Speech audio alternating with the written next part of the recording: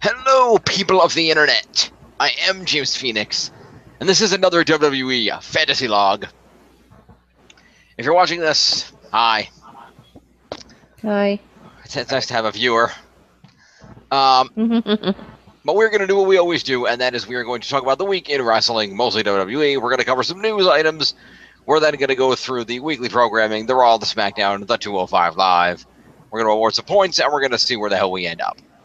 And at the very end, per the usual on an eve like this, we're going to go through the current match lineup for tomorrow night's No Mercy pay-per-view, and we're going to do some predictions,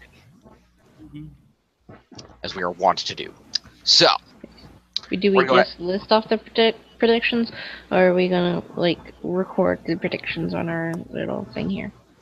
No, basically when we get to the end after we've done everything, I'm going to bring up the Wikipedia page with the match list. I'm going to read, and each time I say a match, you guys are going to say who you think's going to win and why.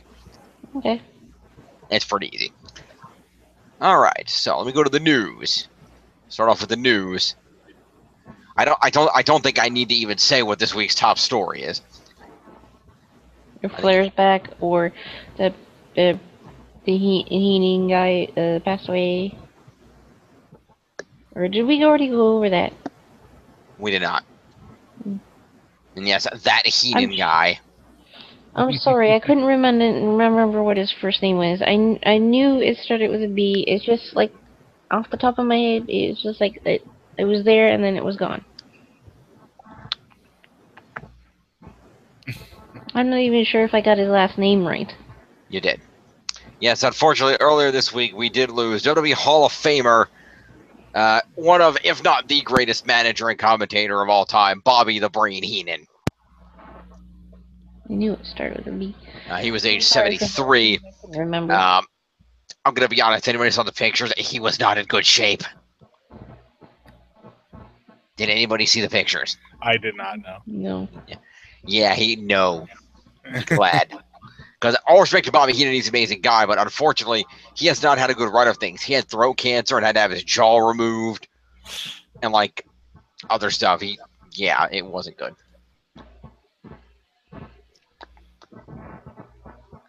But, as we send all our condolences to Heenan's family.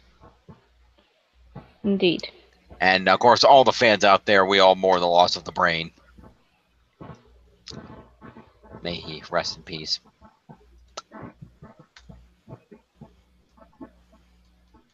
Oh. If you saw Monday Night Raw this past week, you'll note that there was an opening title card and then later on a video package dedicated to the Brain. It was quite good.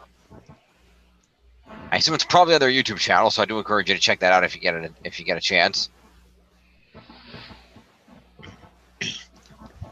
And for the record, according to the Tampa Bay Times newspaper, he lived in Florida.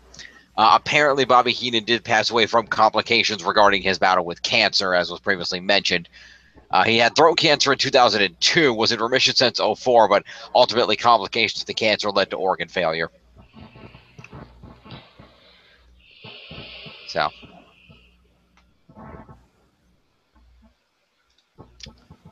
we will miss you, Brain. We'll miss you. So, luckily, that's the only sad news this week. The rest of this is semi-happy news, which is good. Next item I'm going to bring up is not so much happy news as what the fuck news. John, have you been tracking the news this week? No, not much of it. Okay. Well, here's a thing that's happening. Tell me, John, back in the in the days of yore, were you a fan of the WCW? Not a whole lot. Fair enough. Well, not as much as WWE, at least. Fair enough. During the brief period of time that was still going on when I watched, I agree. So there was an announcement that went out earlier this week that apparently there is going to be a WWE live event scheduled for Saturday, November 25th at Greensboro Coliseum. Okay. Right. That's Greensboro, North Carolina, for the record, for those who don't know where that is. And apparently, this particular live show is apparently going to be Starrcade. I don't know why, but apparently it's Starrcade. Supposedly, I don't know. Some people thought it was to compete with like WrestleCade or something. Oh, that makes sense. Okay, that'll do it. Yeah, for those of us who hadn't seen or doesn't know what it means. Starrcade was the WCW WrestleMania. Okay. Yeah, pretty much. So people just thought it was weird that they used such a bigger title for a house show. Yeah. Okay. Because I didn't watch UCW back then. Yep. Yeah. I never saw any of the pay-per-views, and the only ones I Neither can did I. remember are Halloween Havoc and Bash at the Beach. Yeah. My extent was I enjoyed wrestling, and my parents knew that, and just because they happened to see it in the store for cheap, I ended up with WCW versus the World on PS1. And I turned it on, and I'm like, okay, I know Ric Flair, I know Sting, and nobody else.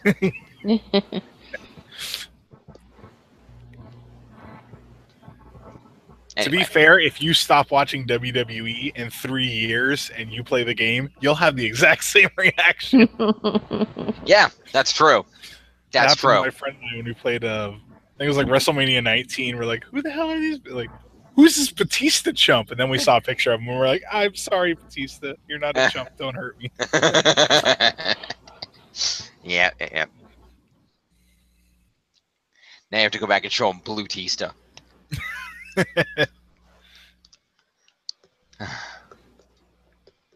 And now, hey, it's Drax the Destroyer.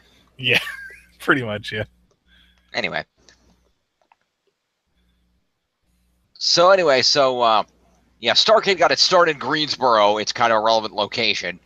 In Thanksgiving of '83, with a star-studded lineup that saw Flair defeat Harley Race to win the second of his 16 World Championships. And it remained in Greensboro through '86 and was the stage for legendary performers like Dusty Rhodes, the Four Horsemen, Magnum TA, the Rock and Roll Express, many, many more. And a new generation of competitors emerged on there, like Sting, Vader, the NWO, so on and so forth, until December 2000, which was the last edition of Starrcade. This edition of Starrcade is apparently a SmackDown event.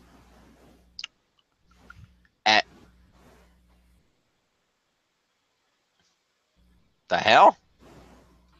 I don't know. Did you just notice he was here? No. Random. Okay, then.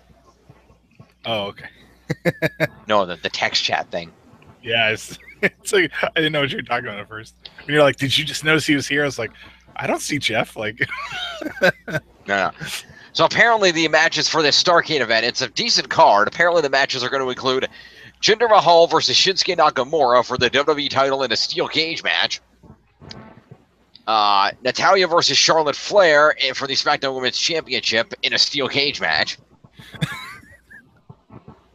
A triple threat match for the U.S. title featuring AJ Styles, Baron Corbin, and Rusev. Not a steel cage match. what? No, not a steel cage match. The New Day will face the Usos for the SmackDown Tag Titles in a Texas Tornado match. Sami Zayn will face Kevin Owens, and Bobby Roode will take on Dolph Ziggler. The Hardy Boys are also confirmed for the appearance in their home state of North Carolina, as are Hall of Famers Ricky the Dragon Steamboat and the Rock and Roll Express. So how about that? Also, whether this will come to fruition or not, I don't know, but an interesting note was brought up is people, given that it's Starrcade, of all things, given it was kind of Dusty's thing, people made the point of, if anybody should be on that show, it should be Goldust. And apparently Michael P.S. Hayes sent out a tweet. I don't have it, but I was told this. Apparently Michael P.S. sent out a tweet and said, Goldust is welcome to the show, and for that matter, so is Cody. So, maybe Cody Rhodes will show up? Who knows? If he's not too busy in ROH antagonizing Daniel Bryan. Did you see that?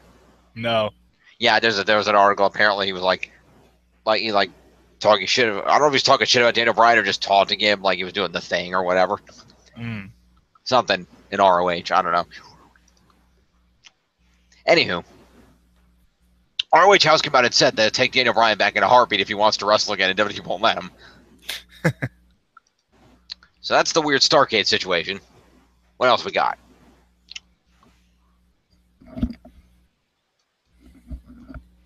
Copy this one. What do we got here? Let's see. Paste and go. What do we got? Oh, yes.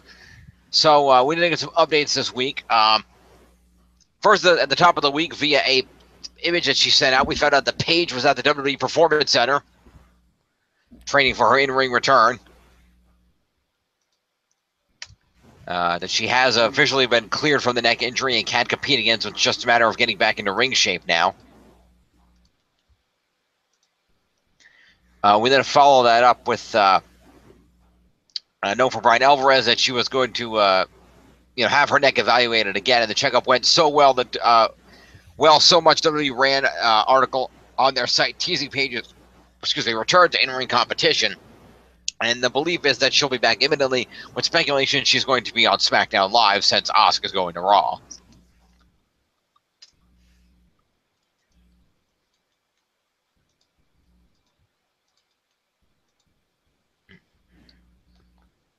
Yes, apparently there's already a storyline in place for her return, and it is tentatively scheduled for SmackDown, so keep an eye on SmackDown. We may be seeing Paige soon.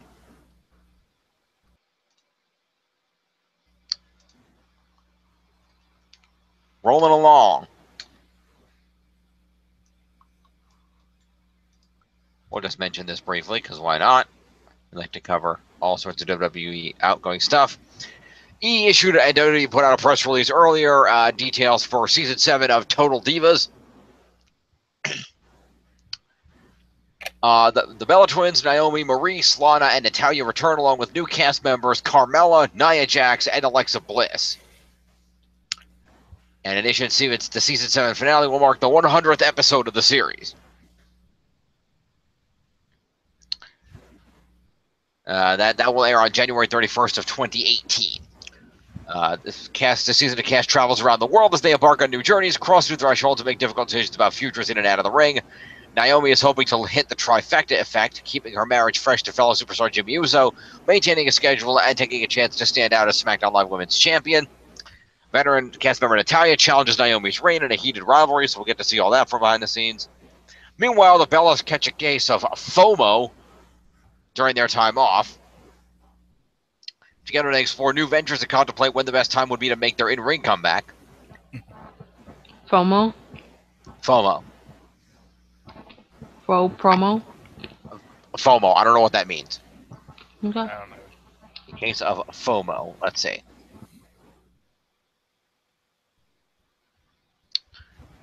FOMO, anxiety that an exciting or interesting event may currently be happening elsewhere, often aroused by posts seen on a social media website. Fear of missing out, apparently, is what that stands for. Oh, yeah. Okay. Lana struggling to prioritize her life as a newlywed with her role on SmackDown Live. When Rusev reveals he wants a baby, she is torn between living her dream in the ring or starting a family sooner than later. Carmella thinks she hit the jackpot with Big Cass, who she believes is the one, but with each of them planning on moving to opposite sides of the country, the future of the relationship depends on compromising on a new place to call home. Mm. And I just see what all the other women are doing as well, so Total Divas will be forthcoming. Check that out on E!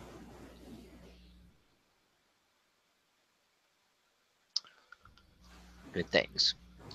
Moving on, what else we got? Oh, this is fucking amazing. You know what? I'm going to save that. I'm going to talk about that later. What else we got? Let's do this. Let's do this one since Tiff did mention this earlier. We did get some more information from WWE Hall of Famer the Nature Boy Ric Flair regarding his recovery from his assorted health situations. He did an interview with People magazine where, basically they talk about how decades of social drinking finally caught up with the 16-time world champ, landing him in the hospital near death this month. Flair said, I crashed in an airplane, I broke my back, I've been hit by lightning, Flair tells People in this week's abuse. But this is totally different. Anything I've been through before is nothing like this. verge of congestive heart failure. He only had 20% odds of surviving but pulled through. He's not out of the woods yet, but now he needs a nurse to help steady his shaking hand so he can sip water from a glass. He admits, I didn't think I was an alcoholic, but obviously I was.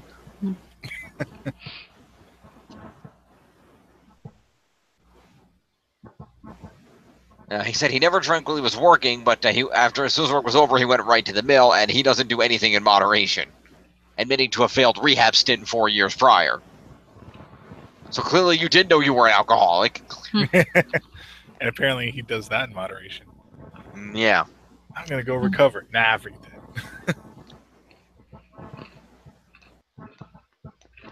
Ray also notes that was his way of dealing with the intense pain from being a wrestler, noting, I've never taken a pain pill in my life. I just take a shower, flip my hair back, and go to the best bar in town. Mm-hmm. And he says he's dedicated to doing it better, saying, and I quote, I'll never drink again. I never want to go through this again. Oh, good for you, Flair. He's arrived. He's alive. Spare. The ultimate opportunist. Spare! Spare! Hello. How dare you? He's not my favorite superstar. I don't care. Nice of you to wake the fuck up and join us. Sorry. It's the first thing I could think of is from out of nowhere, except the RKO. Yes. Oh. Much better.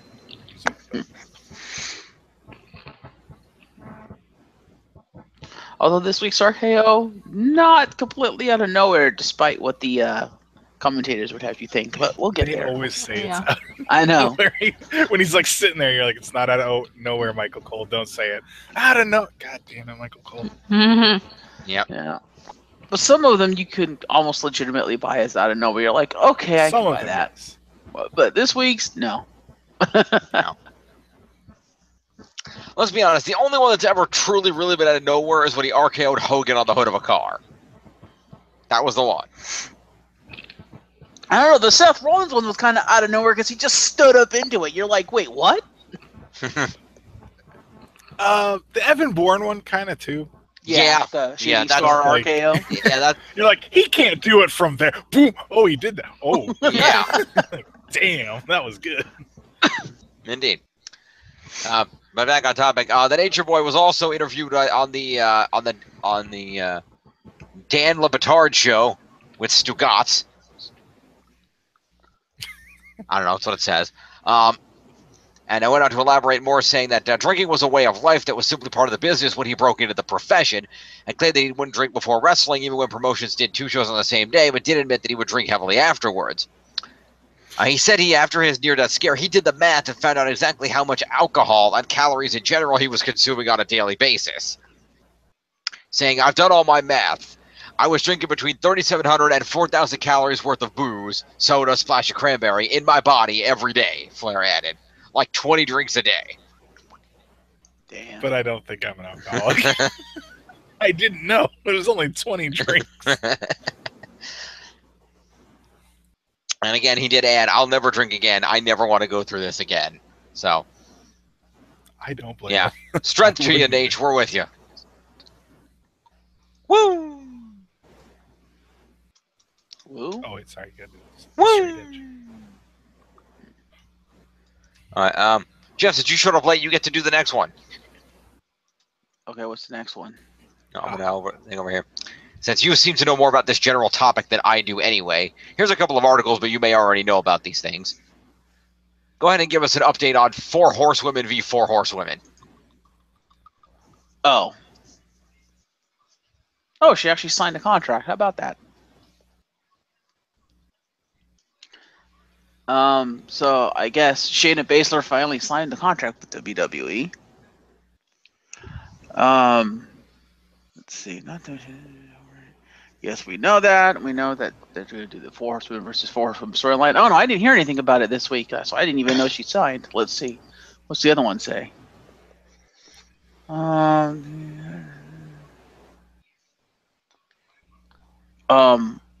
Survivor Series. So off of Raja.com, it says there appears to be multiple different ideas being discussed for the Horsewomen program. One of the things that needs to be ironed out is how to explain the WWE quartet teaming up, since half are on one show, half are on the other. To which my response is, Survivor Series. That's kind of why you have those pay-per-views, right? To put both shows on the same show. Read the next paragraph. Yes, it's exactly what I said. So I don't see the problem. The paragraph is they're thinking Survivor Series. Just like, well, yeah, if they want to go that early. If not, they can wait, go Rumble, and actually build it up. Yes, for Ronda Rousey. It was previously rumored that her first singles match in WWE would be against Stephanie McMahon. The consensus now is that if she wrestles in singles competition, it would likely be against Charlotte. Well, yeah, after, having her outright challenge Charlotte, that, you kind of got to go there now. Pretty much. So yes, the Four Horsemen thing is developing. Shanna Baszler has signed a contract, so we're making baby steps. We're getting there. And now Ronda Rousey needs to sign that contract. Yep. All right, moving along. See what else we got.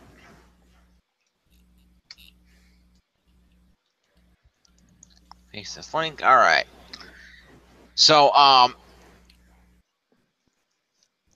interesting. WWE is having an overseas tour, if you don't know. Or they had a recent tour, rather. And due to issues that occurred with fans on previous tours, security was way tighter on the recent tour in keeping fans away from the talent. Bodyguards were present, and wrestlers were told to refrain from being photographed with any alcohol showing in the background. In the past, when WWE stopped for a house show in Melbourne, Australia, talent seemed to love the Crown Casino so much that many wrestlers would go there and end up being on the floor hammered. However, on the recent tour this week, only a few wrestlers, the usual guys who like to party, came out. Enzo. Probably Enzo. Realest guy in the casino. How you doing? Yeah, well. All right. Now, I got two more things, and then we'll move on. Next up on the list. We'll see what Tiff and John think of this, since I know Jeff is already aware. So WWE sent out a survey this week asking people their opinions on a number of things in relation to the WWE Network for just $9.99. Specifically, in addition to what they would like to see as additional programming, and also what special features they might like to see incorporated if the network were to evolve into a tiered pay system.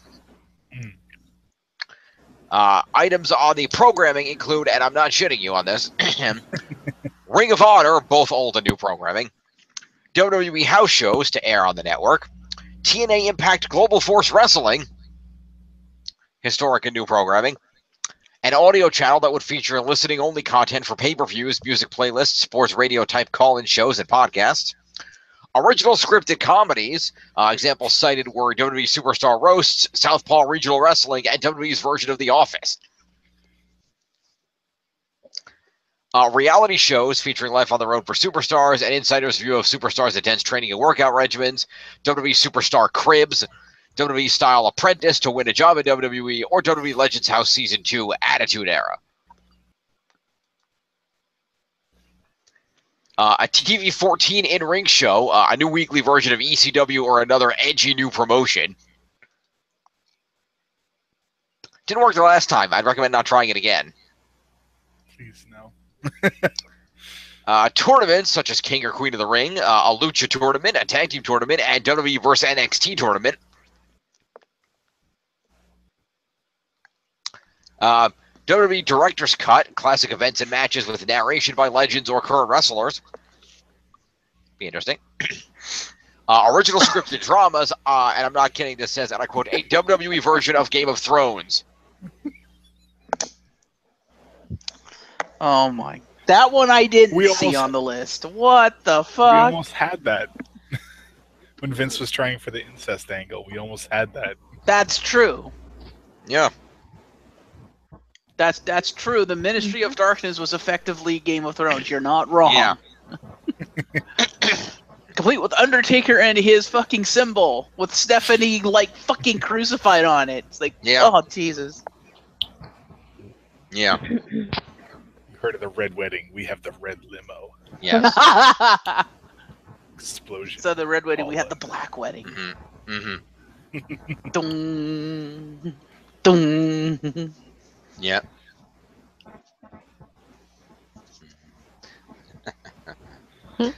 I can't wait till Jon Snow challenges for the Iron Throne.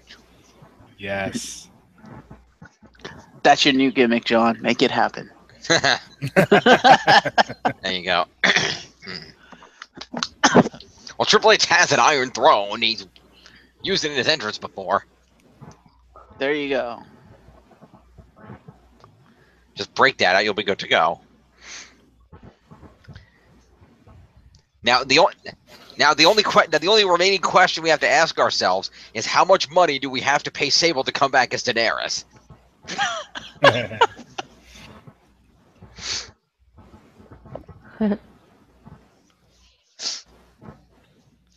And how much money do we have to pay Brock to not kill us all for doing it? Also, Doesn't matter. Brock's not going to be here in a couple months. This is true. Special live events, like one-time only live events from around the world with an unexpected main event, and I quote, or content from other promotions like ICW, Progress, or NJPW. We have another section for special features that could be incorporated into a tier system. These include download to go, the ability to download content and watch it offline. Personalization, such as custom playlists, the ability to change the look and feel of the interface. Alternate viewing options, such as the ability to watch WWE in-ring shows using alternate camera choices, i.e. Gorilla Cam, Drone Cam, GoPro Camera, 360 views, or select higher or lower resolution options. A ratings and comment system. Social viewing sets up a theater mode to watch with friends virtually or participate in a live event on Facebook where you can chat with others. Social sharing, the ability to share clips and playlists on social media. Alternate audio, different combinations of commentary teams. Interesting. So, I would say yes to that, if only so that the commentary teams, or the commentators in general, can get practice year-round for recording for 2K. yeah. So it sounds more natural come that time every year that they must go into the recording booth for that. And while I don't have the necessary hardware yet, I want this. The last one, I want this. Virtual reality, using VR hardware, watch current or historic WWE content that makes it seem like you are sitting ringside. Yes. Do that. That'd be cool. That with the changing of the announcers, hopefully you can then have no announcer.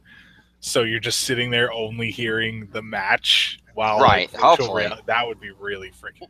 That would work. Well, I assume that would be the virtual reality mode where you're actually at the event because, no commentators at the event. You can't well, you can now if you have the headset, but yeah. Yeah, I'm going to say you could buy a little headset for $20, whatever it is. Yeah, but old school. Yeah. But you never were able to. Yep. I can attest to that. That pissed me off. Yes. Finally, there was a section on benefits and perks of the network in regards to a premium tier. These include sweepstakes entries, automatic entries to win WWE tickets, VIP meetups, unique experiences, merchandise, etc. Oh, excuse me. Access to breaking news first before social media or WWE.com. Hey, good luck with that. A loyalty program, rewards such as t-shirts, collectibles, and ticket upgrades using loyalty points accrued from the time you first started subscribing to the network. Early access to new merchandise and live event tickets. Free shipping on WWE shop orders. Fan voting, opportunities to vote for match participants, Hall of Fame inductees, Slammy winners, etc.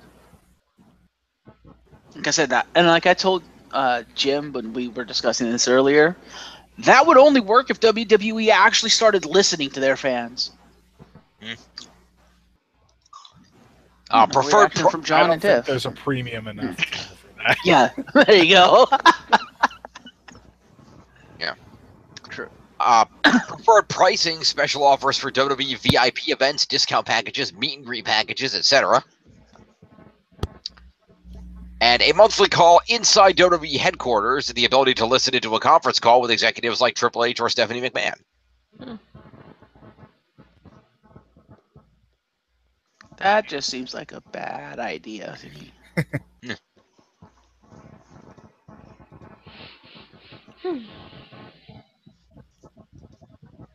don't know how you guys feel about it, but as I said to Jim, I say yes to most of the above, but I don't want to have to pay extra for it. I'm paying enough as it is. All right, welcome to the Insider Conference Call. We're going to open up by taking more ideas for how to get Roman Reigns over. They're doing a pretty good job of it with John Cena. Surprisingly. But what do you think, John? Do you agree or disagree with my assessment? To have it, but not cost extra. Yeah. So they just make a cheaper tier, basically. Yeah, or they just add content to the network.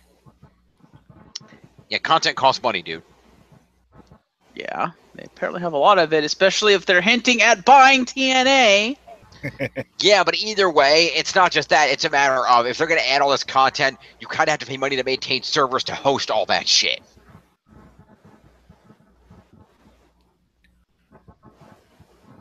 While it would be nice to get extra stuff for the $9.99, I feel like they would bump it up. Yeah. To like at least 15 or 20 for the premium. Probably. If anything, I would say the premium would probably be $14.99. That's my running theory. I think that's fair.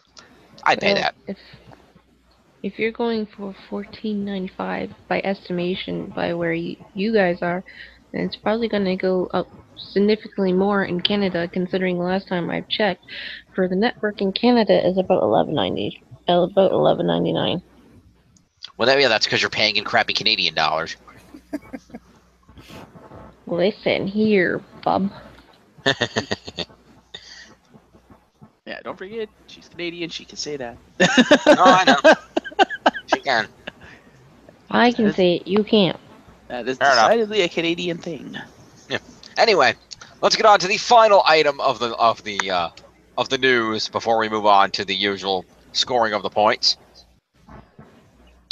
Again, I also spoke to Jeff about this earlier. John, get a load of this. Is it the thing I told you about? No. What did you tell me about? Hashtag fuck that owl. No, but feel free to mention that first. I forgot. Yeah. So, as I said to Jim when I told him about this, man, if this shit keeps up, we need to start our own version of what the fuck is wrong with you, like wrestling. What the fuck is wrong with you? So, yeah, sorry, Nash, we may have to steal your thing. No. So get a load of this one, John, and tell me just what the fuck this is. Just, okay. I think Anthem just shot itself in the foot twice. Depending on, well, I'm fairly certain they shot themselves in the foot once with this. The second one is depending on how, what the wording is in their contract, if they had one with Jarrett. So, to preface this, TNA's next pay-per-view and subsequent, like, several tapings of the show are going to be in Canada, up in where are they going, like Montreal or something. So they released posters and stuff for this, and also because of this, Jim Cornette's been fired because he kind of can't go to Canada, so he kind of can't make the pay-per-view or the tapings. So they said, okay, you're fired. Why can't he go to Canada? Because he's a wanted criminal. He has a record. That doesn't make you a wanted criminal. That just makes you an ex-criminal. Well, still, he's still basically, because he has a record, Canada won't take him. They're like, nope, you've already gone to jail and shit. Fuck you, stay over there. Yes, no, that is a Canada rule. That's why WWE always went to that if they ever try to get R-Truth or Jeff Hardy over the border. It doesn't happen. And so because he cannot legally go to Canada and he cannot legally do what his contract says, he no longer has a contract, he no longer has a job. Wow. Yep. Yeah. Yeah. And people speculate part of that is also because his security blanket was Jeff Jarrett, because he worked like a lot with GFW and Jeff Jarrett, and with the canning of Jeff Jarrett, there's really nothing to keep him there. unless, Anthem wants him there, which apparently they're like, nah, we're good. But beside the point, what I was getting to is that, so they have posters and stuff for the pay-per-view, obviously, as you do. And people have pointed out that if you look at the poster, nowhere on there does it say GFW. It says Impact. They're branding it as Impact. So people are wondering if the rumors of that there not being an actual formal merger or anything is true, and that Anthem doesn't actually own GFW. And with Jarrett going bye-bye, he took GFW with him. So that's the preface for what the fuck is wrong with Nordholm.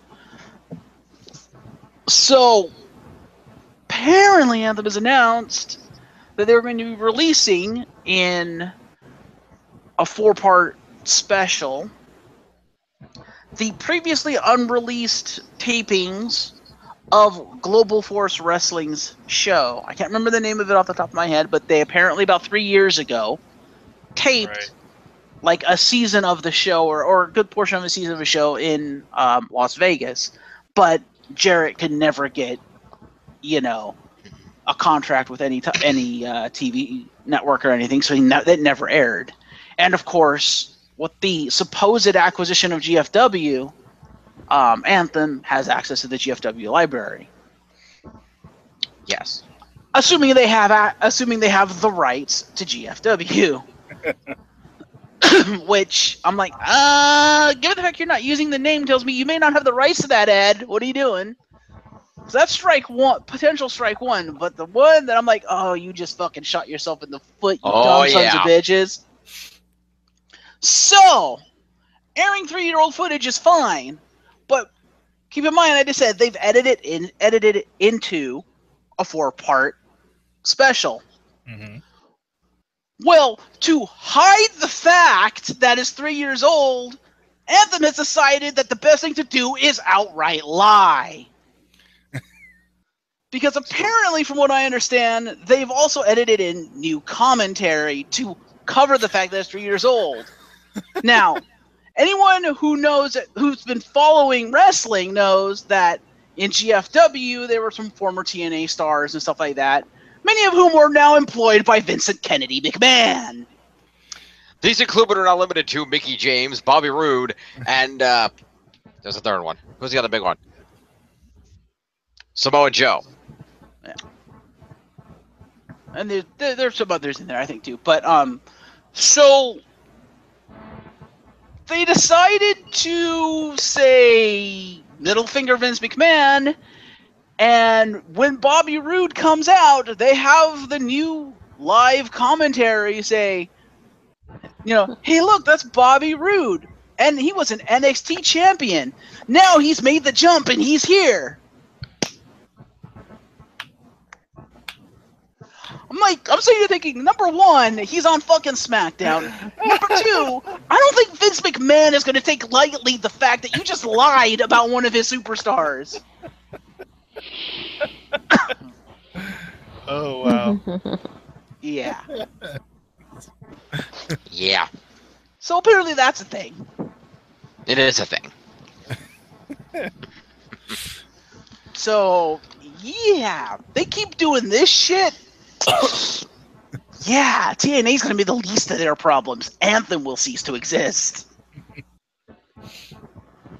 Because you don't want to piss off McMahon. That's the last thing you want to do. Because as he pointed out, there's a B next to his name, and it's billionaire. And when I'm done with you, there will be a B next to your name, and it will be bankrupt.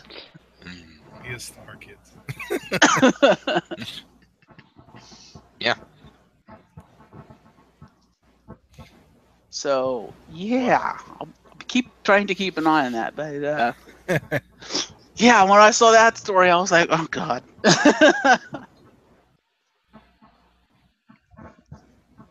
like dicking the Hardy Boys wasn't bad enough. Now you're going to try to dick Vince McMahon? Yeah. Oh, you have a death wish, dude. Clearly. Yeah, that's my news for the week.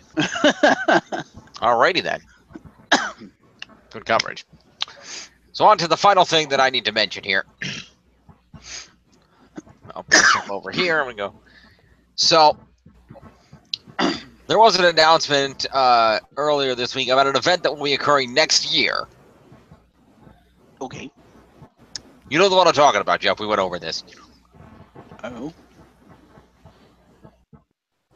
2018 is indivisible by 4, though. I know. Anyway, it has been announced that next year, if you happen to have $500 handy, Oh, this. and you're available next October 27th to 31st, you can get $500 at the base level. You can get yourself a ticket to Chris Jericho's Rock and Wrestling Rager at Sea.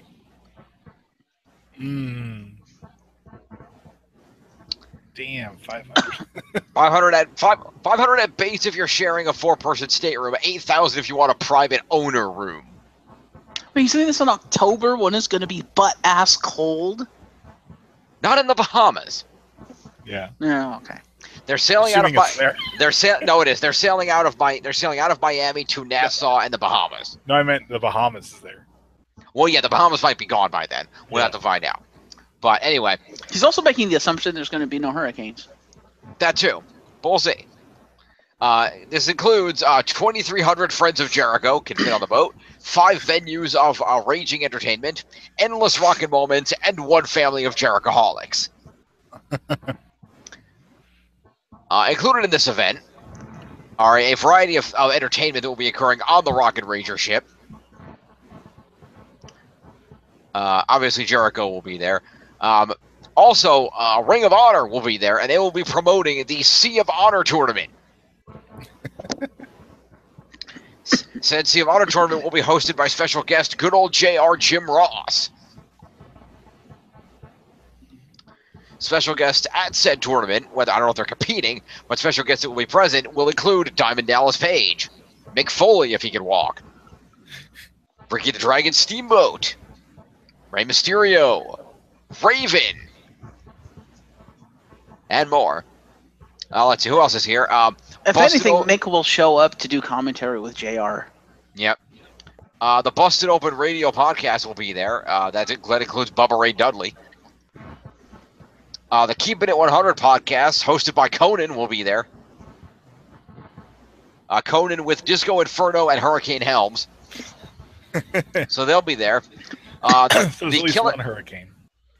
The Killing the Town podcast, starring Lance Storm and Cyrus, will be there. And the Beyond the Darkness podcast will also be there. So lots of great podcasts and things going on there. In addition, of course, there will be music. The music lineup includes, but is not limited to, the Dave Spivak Project, Blizzard of Ozzy, Shoot to Thrill, Jim Brewer and the Loud and Rowdy, The Dives, Phil Campbell and the Bastard Sons, King, spelled with a Y, and, of course, Fozzy. Of course. Also, Jim Brewer of the aforementioned Jim Brewer and the Loud and Rowdy will also be doing his stand-up comedy routine. Okay. I was like, is it that Jim Brewer? Yes, it's that Jim Brewer. He's also going to do his comedy routine, but he has a band, too. I did not know that. And all of those things will be happening. More guests and other things will be announced in the coming days and months. There are flexible payment options. There's 3 options for which you can pay for the cruise with deposits if you don't have $500 in one shot. Now, let's see here. Also, notice how Jericho never mentioned himself as part of the wrestling entertainment? He did not. Come on, dude. That's half the reason why people would want to go is to see you whoop somebody's ass. You know this. You've been doing this how long, Chris? You know this. Let's see. So there's 3 different options for payment. As low as deposits as low as $150 a person. If you pay in full, you get a 5% discount on your cabin fare. You can initiate automated billing after the initial deposit, and also set up a minimum payment schedule. So there's definitely options if you want to afford this, but don't have that money off the top. Please go to our Kickstarter now to help fund Jim's Jim's little October vacation for next year. Yeah, right. I have too many vacations next year. I don't need another one. Try to get us in as one of the featured podcasts. Yes, go. there you go. We'll be on that. Don't miss the cruise of Jericho. Sail away, man.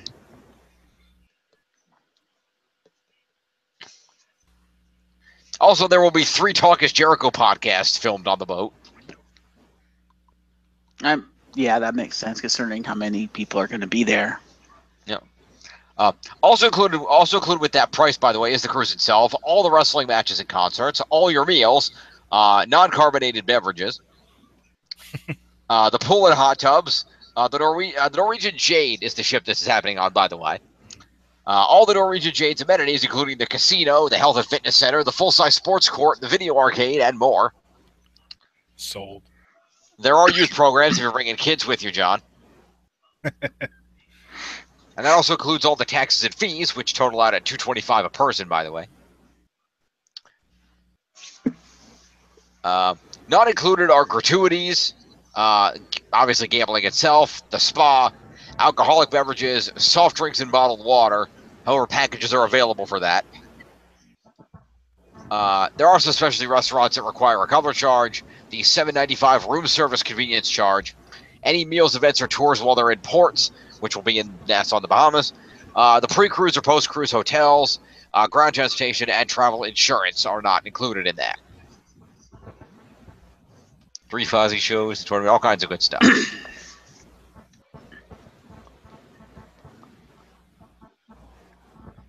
So lots of fun things going in there.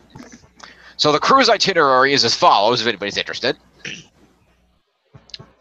The ship will leave Saturday, October 27th from the port of Miami at approximately 3:30 in the afternoon Eastern Time.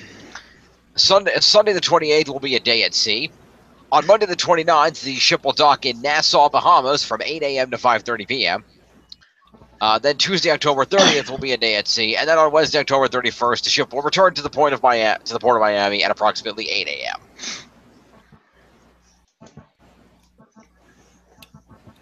So good stuff like that.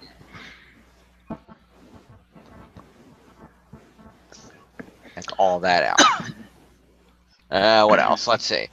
There's all kinds of festivals and activities and themes going on. There's theme nights. There's everything happening. All the things. What else is going on? Let's see. What's I want to know what the theme nights are. Let's see. Let's take a look at this. Cruise. Okay then. Cruise theme nights. Equivalent of an ultimate costume party. There you go. On-ship costume parties. All kinds of good stuff. So, make sure to go and take a look at that. If you're at all interested, you can find all the information at www.chrisjerichocruise.com. I don't know.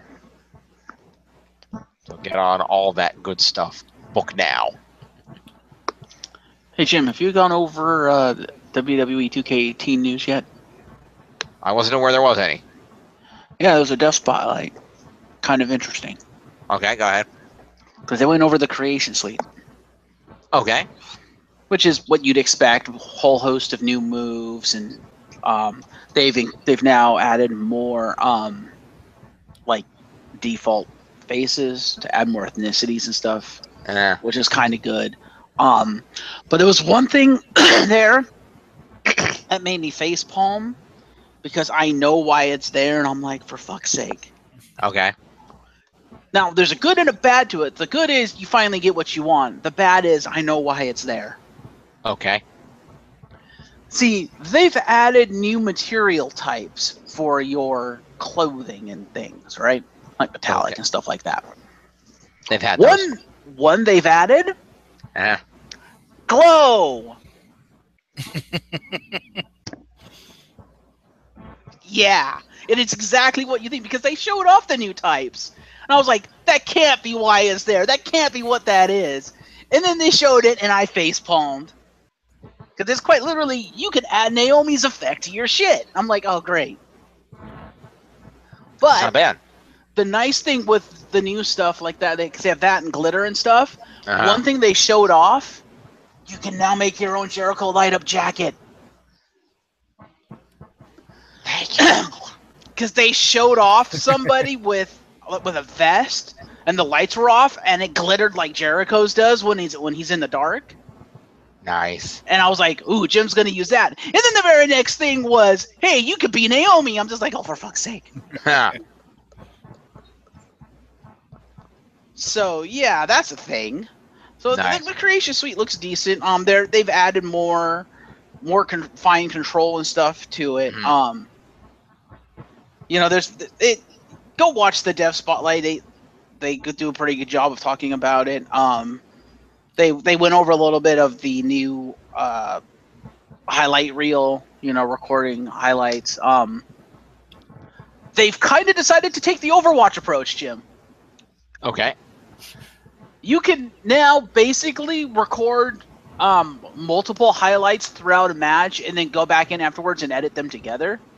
Kind of like how Overwatch has the highlight system where you can save like 3 highlights and then actually go save those afterwards. Cool. So you can kind of do that instead of only being able to get like 1 highlight for the highlight reel for the entire match. That's good. Kind of nice. I approve. Lamp of the game. Yeah, you can now also like remove the backgrounds. Like you can remove everything piece by piece if you want. You can remove the crowd. You can remove the ring. You can remove fucking everything except the superstars and throw a bunch of water behind them so they're standing on water. Stuff like that. So you can basically effectively green screen the superstars as they're doing the moves. It's like, that's kind of interesting, I suppose. That is interesting. You could have a really trippy Seth freaking Rollins effect over your Seth Rollins footage. A trippy Seth Rollins effect? Yeah, just a Seth freaking Rollins is like the whole, like 80s style. Oh, right, yeah. Yeah, so you could do crazy trippy shit like that. Neat. The one thing I was hoping they would show is the created entrance, which they didn't. So I'm wondering if they didn't change it because I'm hoping, because they brought in the free camera as they announced for the highlight reel when you're editing that stuff. I was hoping they'd add that for the entrances so you could actually have proper fucking camera angles for your entrance. But yeah, so that they went over that shit. So that's kind of interesting. Cool. Creation Suite. Approved. Pre-order now. Yeah, it seems to be a much better Creation Suite this year.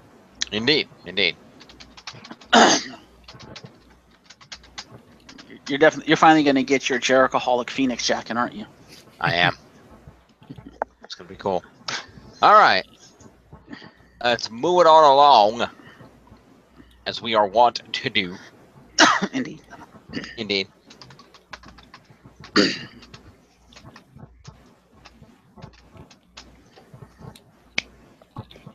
All right, moving along. Let's get on to the programming proper. Indeed. Let's go on over here.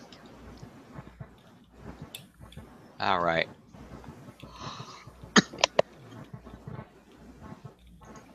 So, as you can see here, currently in the lead over there at 15:05 is the Champions of Justice, represented by Tiff.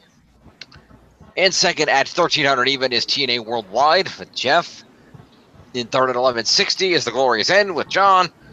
And still in last is the Broken Highlight Club at 945 with me.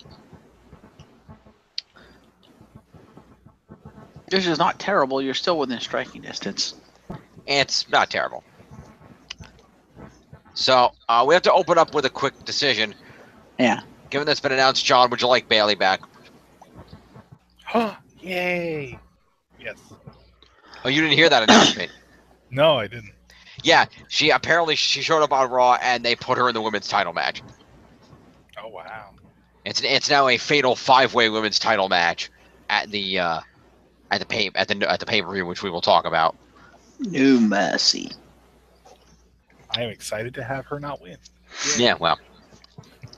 So let's go ahead over here to this. Let's take a look at the leaderboards first.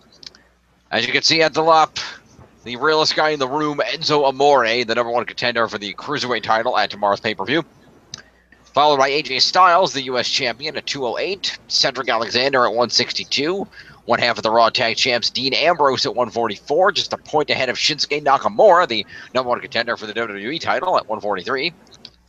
Seth freaking Rollins, the other half of the Raw Tag Champs, at 133, just a couple points ahead of John Cena, 131.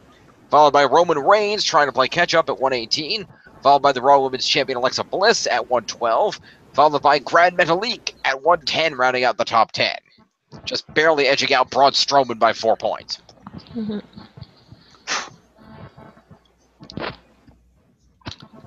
So we're going to go ahead and put these in order. Actually, no, I'm not going to do that yet because it makes more sense to do this first. Where is Bailey? I want to put it in alphabetical order first, and then you'll find her. Nope, I saw. How? Oh, there he is. Okay. We want to copy her to active. Paste. I want to assign her to the glorious end.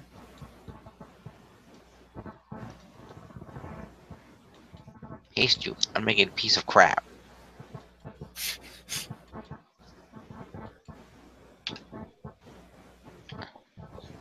There we go. Okay. That was Then easy. we'll go ahead and put these. Boom. All right. And when I do a quick data update over here, Bailey is in, and the rosters are now even across the board. So Now let's uneven it. Someone needs to take Shane McMahon. they do, but we have time to deal with Well, yeah. Except he's getting points this week. that. We can still give him his points. We'll just figure out who to give him to later. Okay. We're also going to have to award Oscar to somebody. True. And then Charlotte's coming back because she came in on. Charlotte was never left the roster. Charlotte's on John's roster. Yeah, she was still drafted, so that's fine. Oh yeah, right. I'm sorry. Yeah. Forgot. If they're going forward with the 4 horsewomen thing, I don't see any of the 4 horsewomen actually winning Yes. gold. Indeed. All right, so let's go ahead and kick off Monday Night Raw and see what happens. Because many things happen. Can you what? Talk about the first thing? Sure, give me one moment to introduce us. Sure. So, the September 18th edition of Raw that we're talking about took place at the SAP Center in San Jose, California, and was the go-home Raw before the No Mercy pay-per-view tomorrow night. We got a nice graphic in memory of the late great Bobby Heenan, as we mentioned earlier. Mm-hmm. Michael Cole welcomes us, and then Kurt Angle comes out to the ring. Oh, did this start through? I thought it started with the other thing. Never mind. Why does everybody think that? I don't know. I didn't actually watch Raw. I just saw that part of it, but I thought that was at the beginning. 'Cause it looked like it was at the beginning. You are incorrect, sir. I kind of missed Raw because I kind of passed out. Which part were you looking for? Roman Reigns. Oh, yeah, no. Yeah.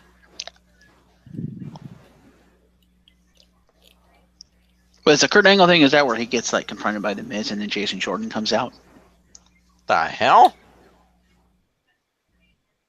Okay, then. What? Display driver stopped responding and has recovered. Okay then. Display driver, Intel Graphics Accelerator, drivers for Windows 7 stopped responding and has successfully recovered. Apparently Tiff is back and in greater number. Oh shit! Whoa. Kage Bunshin no Jutsu. Right? Harem no Jutsu. No? Okay.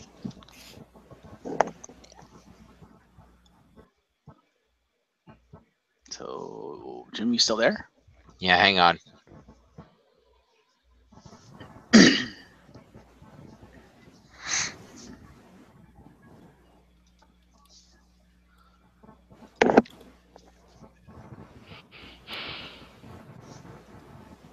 Hanging on, hanging on.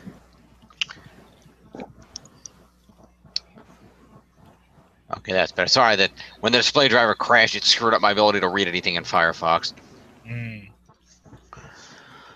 Let me reopen the... There we go. Now I have readable raw results. Okay. Sorry about that. Super display driver. Anywho. So, Kurt Angle goes out to the ring. Gets on the mic, runs down the Sunday No Mercy card, but is interrupted by The Miz, who comes out with his Intercontinental title on the Miztourage, minus Maurice. He gets to the mic, complains that he's treated like an afterthought, and Angle's hyping up No Mercy without having his Intercontinental champ on the card. Angle says he's not done yet. He has an announcement. Tonight there will be a fatal four-way match involving both Hardy Boys, Elias, and Jason Jordan to determine a number one contender for Miz's IC title at No Mercy. Miz says none of them are deserving. He complains that Bo Dallas and Curtis Axel deserve those opportunities. And Miz says he'll be a better father than Kurt Angle, and he's a better champion than Angle ever was. Miz says he and the Miztourage should be his priority, not Jason Jordan, and cuts a promo on Angle for being a deadbeat. Angle doesn't look happy, and Jordan comes out to interrupt, tells Miz not to say another word about Angle, and tells his dad he has an idea to add Dallas and Axel to the match tonight, so Miz doesn't have any excuses, and Angle agrees, turning it into a fatal six-way. And no one cares. Or a six-pack challenge, as it is known. Yeah, and again, no one cared. More insults were thrown back and forth. Jordan then spears the Miz and fights off Dallas and Axel, clearing the ring. Chirp, chirp, chirp. Chirp, chirp, chirp. Yeah. WWE, no one cares about Jason Jordan. I'm sorry. No, they really don't. So, that's going to be promo for Miz and Jason Jordan. Mm-hmm. An assault to Jason Jordan. Yes.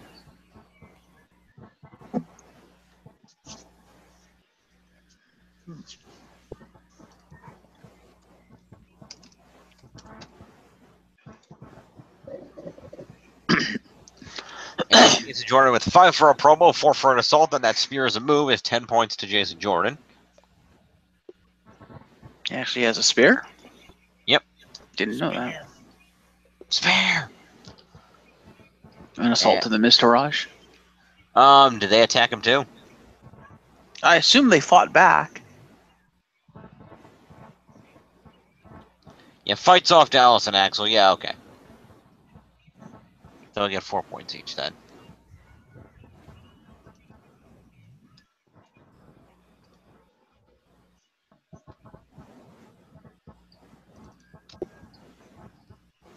Okay. So following this, we cut back to see Alexa and Nia on their way to the ring. And then Jason and Kurt are backstage where Jordan says he hears the whispers in the locker room, but at No Mercy, he's going to shut everyone up with what he does to The Miz for the IC title. Angle tells Jordan people are going to talk, and Jordan needs to focus on winning so he gets the shot at No Mercy. Like, we're going to talk means they still don't give a shit about you, kid. Yeah. I'm going to consider that part of the same promo since it was right after, so I'm not going to give him additional points for that. Right. And then our first match of the night is the advertised the previous week, Nia Jax versus Alexa Bliss, non-title.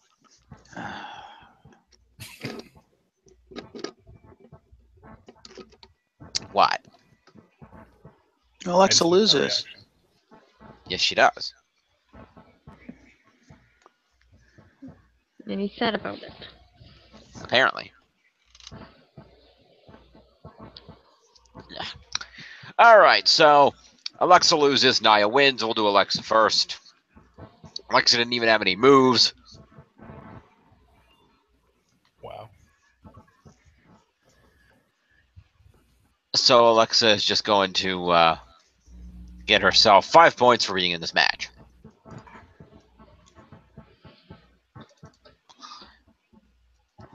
Nia gets 20 for winning, 5 for competing, 1 for the, I believe she won with a Samoan drop. Am I correct on that?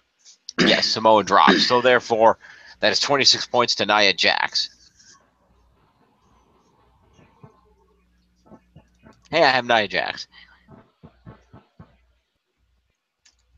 106. Okay. Sasha Banks gets an interference as Alexa tried to run away mid-match but was grabbed by Sasha on the ramp and thrown back in the ring.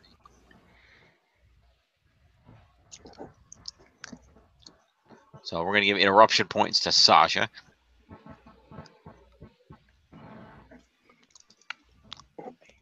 That's her at 70. Interference points there. After the match, Sasha then hits the ring and Nia slams her down, then stands over until Bayley's music hits and she comes out.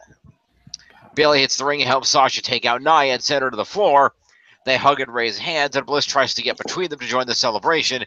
They don't appreciate the interruption, so Sasha hits her, and then Bayley belly to bellies her. Bayley to bellies her, sorry.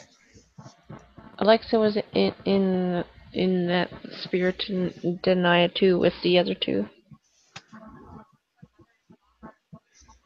If that means anything. She was in what? All three of them took out Nia, is what I'm saying. Okay.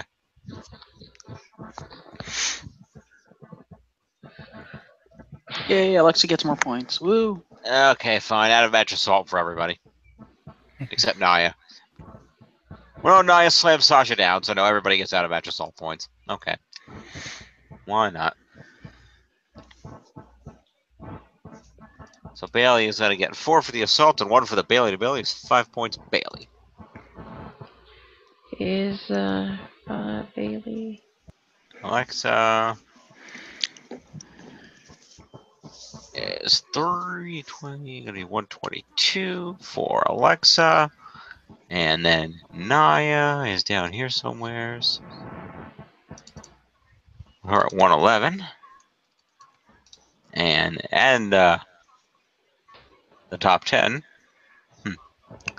And then we're going to have, let's see how. Sasha. Sasha. Did you do Sasha already? Nope, that was the last one. There you go. Alright, just so I miss it. Okay.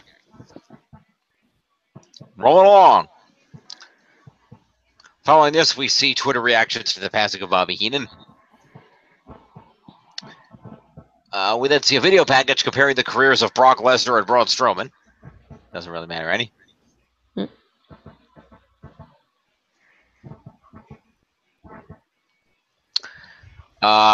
the Bar come out to the ring. And they got a promo saying that fans are, want nostalgia acts like the Hardys and Rollins and Ambrose. And they repeat themselves along with the crowd's "what" chants, which they also say are a part of the fans needing nostalgia. They are interrupted by the Shield, who get on the mic and say that they're brothers no matter what. Then Anderson and Gallows come out and take issue with Cesaro walking out on them last week. They say Rollins and Ambrose aren't good brothers, and neither are Sheamus and Cesaro. Rollins and Ambrose are a couple of nerds. Ambrose takes it badly, gets on the mic, says nobody calls him a nerd, and jumps Gallows, leading to a brawl. So the Shield is nostalgia now. Really? Yeah. Well, speaking of, I don't know if we want to get into it or not, but I mean, watching it and listening to it back now is like, on commentary they said, okay, nostalgia, the way Gallows called them nerds is like, okay, Revenge of the Nerds, but I mean, and nobody calls me, and Dean's like, nobody calls us nerds or calls me a nerd. I was thinking, okay, well, it's reminiscent of watching Back to the Future, and McFly is like, nobody calls me a chicken, and I just thought that was a little, I don't know. What do you think about that? I'm probably just rambling on now. No, you're fine, and that's fair. Guess I didn't watch Raw, so I didn't actually see that. Yep. And Rollins is like, oh no, you shouldn't have done that. No, oh no. Just before Dean goes off, and he's like, oh man, no, you shouldn't have said that.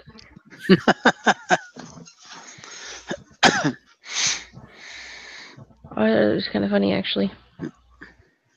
You should not have done that. Yep. Or it's like, oh, well, nobody calls me a nerd, but nobody puts baby in the corner either.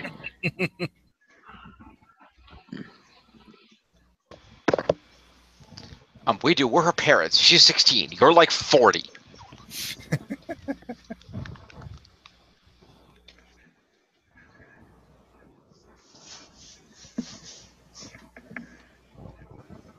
John gets it. He saw that Family Guy cutaway.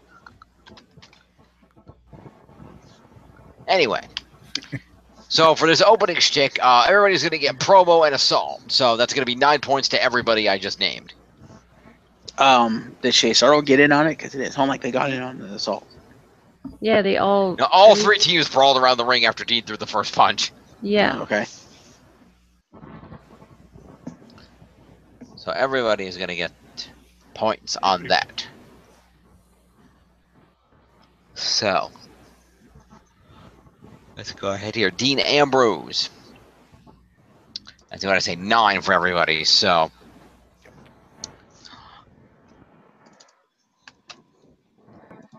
3. And then let's see who else is out here. Carl Anderson. 6. And Luke Gallows. 64. And oh, I skipped Cesaro. Whoops, let's go back up here. Cesaro is 97. And then we're going to go down to Sheamus. And Seth Rollins, of course. Do Seth first. 1 is 3. 7, 8, 9. 142. And Sheamus. 91. Yep. Okay. So we go to commercial during the brawl. And we return to find out that this has been organized into a triple threat tag team match. Playa. Thank you. So we have Cesaro versus the Shield versus the Good Brothers. No mercies come early. No. Isn't that the No Mercy match, except it's for the titles? No, the club aren't in the No Mercy match. Oh. No, it's just the Bar versus the Shield. Fair enough.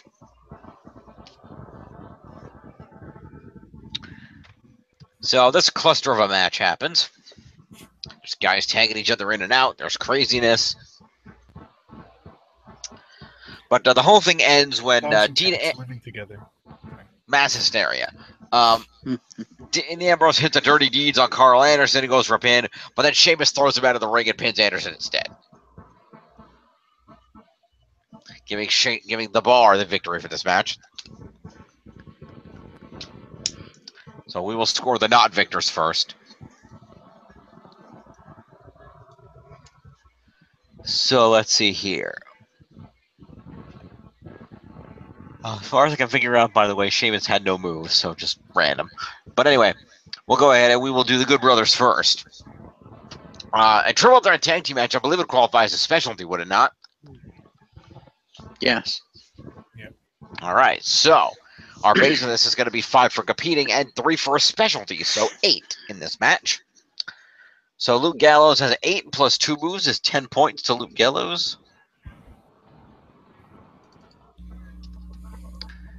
And Carl Anderson has 1 move, so it's going to be 9 points to Carl Anderson.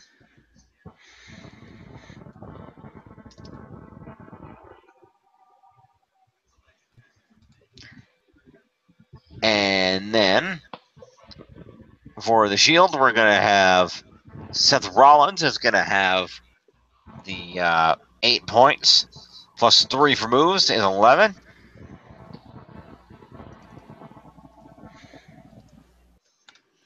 And then Dean Ambrose has himself 4 moves, so that's 8 and it's 12 for Dean Ambrose. What's that at 55? 165. Dean Ambrose 165.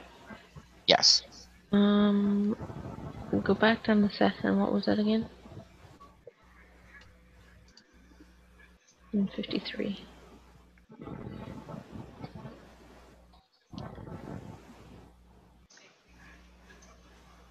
Okay. Yeah. All right, let's go back to the winners. Cesaro was on the winning team. So he is going to get 15 points for being on the winning team. He's going to get the base level 8 points. He has 23, and he had one move is 24 points to Cesaro.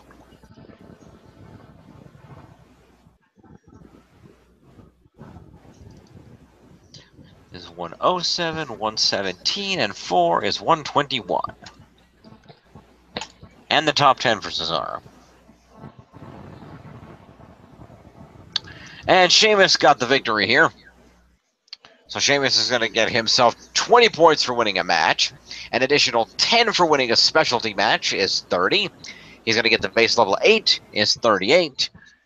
And Sheamus had no moves, so therefore 38 points to Sheamus.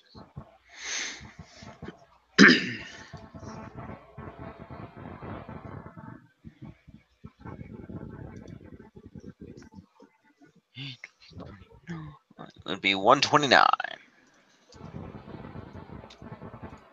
And the top 10 for Sheamus. All right. How is that 129? How is it not 129? I had... Maybe I'm marking in the wrong person here. Sheamus. He had 82 at first, did he not? No, he had 91. Okay, that's where I got it. Okay, I'm good now.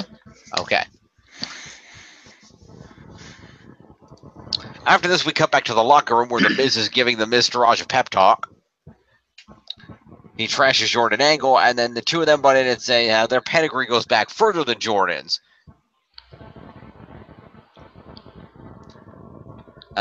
Pointing out that Bo Dallas is a former NXT champion, and has been doing this for years. And how Curtis Axel is, of course, the son of the legendary Mr. Perfect, and a former Intercontinental champion. And Miz says tonight's main event will be their breakthrough performance, but notes as they talk about in honor to wrestle him at the pay-per-view, Miz says, focus on winning tonight first, guys. And Miz says the most important thing, though, is making sure that Jason Jordan is embarrassed and does not win tonight. Because he doesn't deserve your spotlight. So promo to Miz, Dallas, and Axel.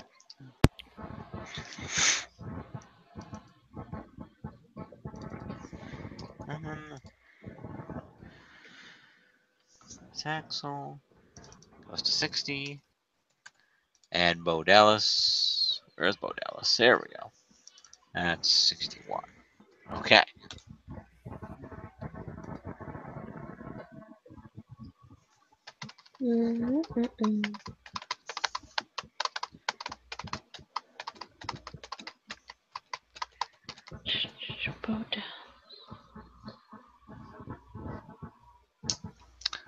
Michael Cole throws to a video package comparing the career paths of John Cena and Roman Reigns. Hype up that match.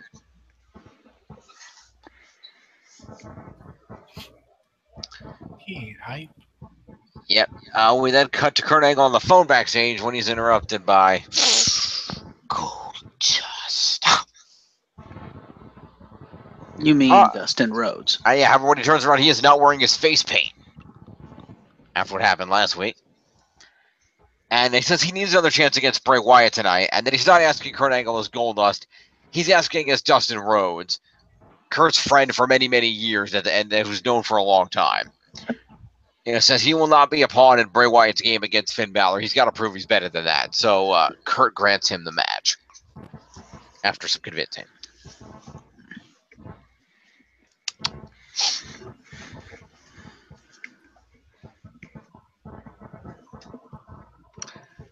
All right. So and he says that Bray Wyatt will never forget the game of Dustin Rhodes. He then walks away, but then a moment later leads back in frame and goes,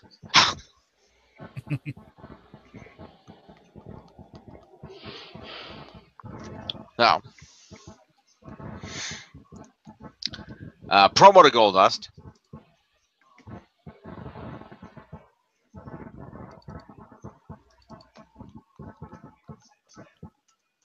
14. We then cut out to the ring where we are joined by Kurt Hawkins.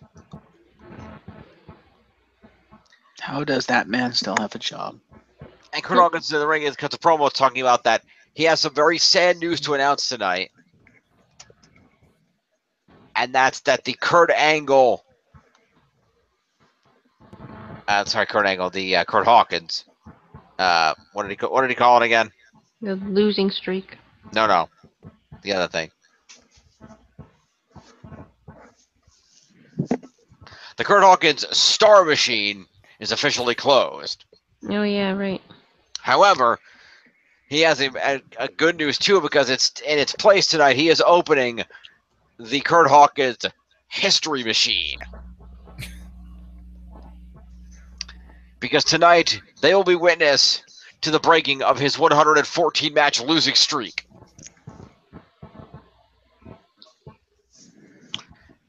And he calls for an opponent. And he is granted one in the form of Apollo Crews. I remember him. I know. He comes out accompanied by Titus. And the gentlemen have themselves a match. So Hawkins is going to get a promo just to get that out of the way.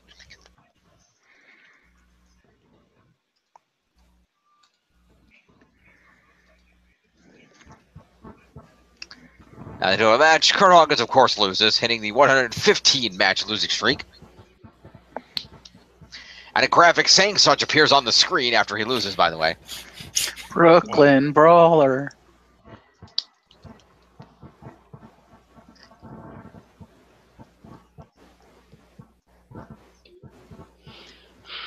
And so Apollo Crews gets a victory, so we're going to go ahead and we're going to give Titus O'Neil accompaniment points. Still give. We gave Kurt Hawkins 5 points for promo, correct? Yes. Don't we give Kurt Hawkins another 5 points for being in the match? We are, but we're not doing the match yet. Okay. I'm gonna do all the extraneous crap first and then do the match. So Titus O'Neil is gonna get 5 points for accompaniment, so that puts him at 20. Ooh. And then yes, Kurt Hawkins will in fact get 5 points for competing in this match, and he will also get 4 move points actually. Okay. So there'll be 9 points to Kurt Hawkins for the match. 22. Yes. Then Apollo Crews has won this match. He will receive 20 points. He will receive 5 for being in the match and 1 for the finishing maneuver. It's 26 points to Apollo Crews. Whoa. Apollo Crews beating Kurt Hawkins feels like when Von Kaiser is probably one of the many people that has beat Glass Joe, and it's probably his only victory. Yeah.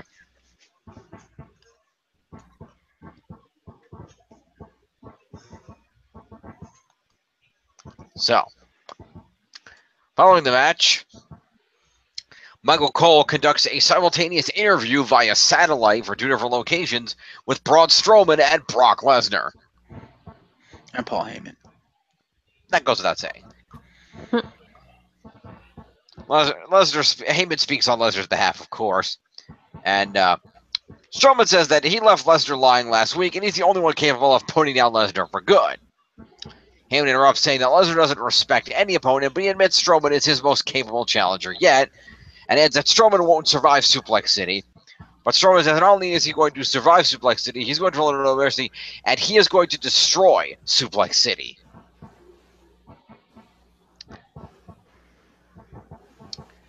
Heyman then begins to run down Lesnar's accomplishments, and basically, but then Brock himself interrupts Paul and leans close to the camera, and thanks Braun Strowman for backing him into this corner and challenging him, because that's when he's at his best. And he'll see him on Sunday. Leans out and then leans back in and adds, "Oh yeah, Suplex City, bitch." And then leaves. The White Roman Reigns, ladies and gentlemen. Oh, promo to all three of those gentlemen.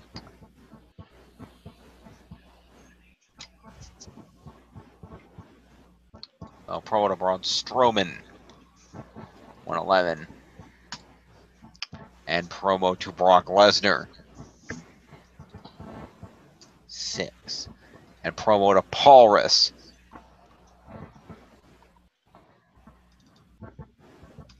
20. Okay.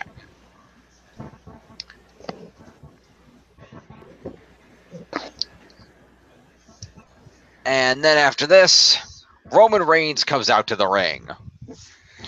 To cut probably his best promo to date, even though some people think it's not. I think it's his best promo because he felt the most natural. Cena, of course, wasn't there because other obligations. And Roman Reigns actually calls him out on that shit. He actually does a callback to the Cena versus Rock feud and about how hypocritical Cena is because he runs that promo. Well, WWE runs that promo on the screen, and then he's all like, "Yeah, and where's John Cena?" Basically hypes up the fact that John Cena is now the Hollywood guy. So what the hell? I love that Roman Reigns, like I said, felt natural. He felt more natural just talking to the crowd, and he was actually able to kind of play the crowd, which is something he's never been able to do. Because he's all like, "So, shall we bring out John Cena?" And I was like, "Woo!" He's like, "No, y'all gonna have to get louder than that. Come on now." And then they get louder. And he's like, "No, still not loud enough because, Cena's not here." And John, I don't know if you remember Cena's promo against The Rock, where he calls him out for being, Dwayne Johnson, the actor. Right. And he's all like, I can't remember exactly how he ends it, but it's like, I'll see you at WrestleMania, movie star. And Roman Reigns actually ends his promo the same way. "See you at No Mercy, movie star." Nice. I'm just like, damn, dude. Like, that was such a good promo because it hit pretty much every point. He sounded natural. He felt natural. He actually played the crowd, which, what the fuck? Since when did Roman Reigns learn how to play the crowd? And he's just being, like, snarky as all hell and just throwing Cena's entire promo back in his face. It was like, wow. Of course, this best promo comes when Cena's not actually there to bury him. I'm sure Jim will take us through the actual promo, but yeah, that promo was actually really good. It wasn't that long, but it was really good because it didn't feel like Roman Reigns was reading off someone else's words. It felt like he took what they gave him and actually adapted it to his own, his own vernacular, if you will, and made it his own, which is what you should be doing. So I think the whole Cena Reigns thing is doing what it's supposed to be doing, and that is getting Roman Reigns more comfortable in his own skin and with his own voice, and thus making him a better superstar. And maybe even getting him a little more over with the fans. But Jim, on you go with the actual promo. I'm sure you have it in front of you. Oh, he also makes an Alex Riley crack too, which is hilarious. Wow. Yeah, he's he's like he's all like, yeah, if you're like white and muscular and like military, like with like a military crew cut, you're never gonna make it in this business as long as John Cena is the head guy. Don't believe me? Ask Alex Riley. And I was like, damn.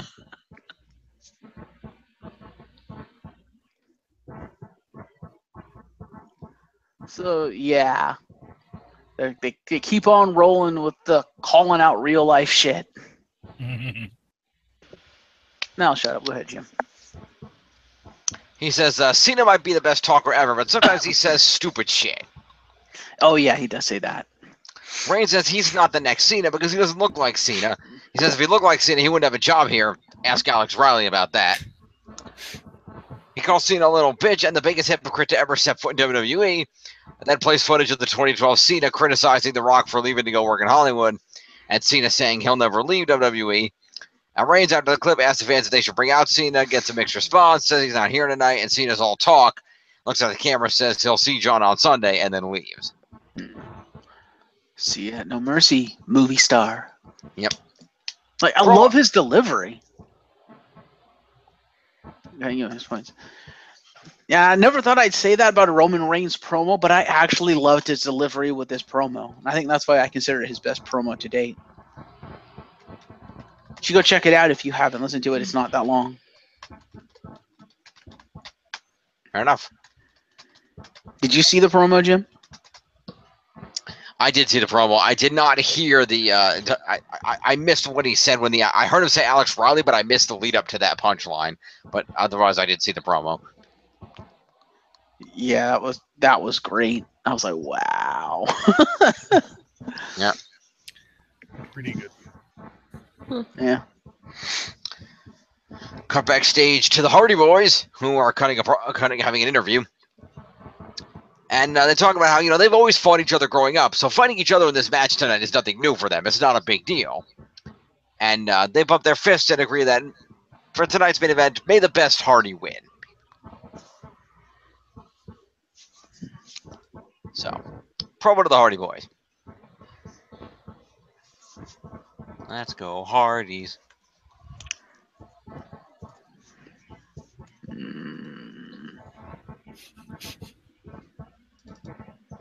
Team Extreme. Fuck you. Anyway,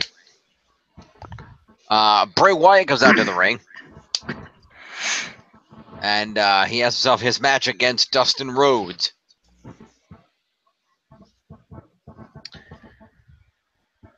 Which, despite Rhodes putting up a good fight, to the point of connecting with his shattered dreams. Wow. He actually used the Shattered Dreams? He used the Shattered Dreams, although according to the recapper, he apparently hit him in the thighs instead of the nuts.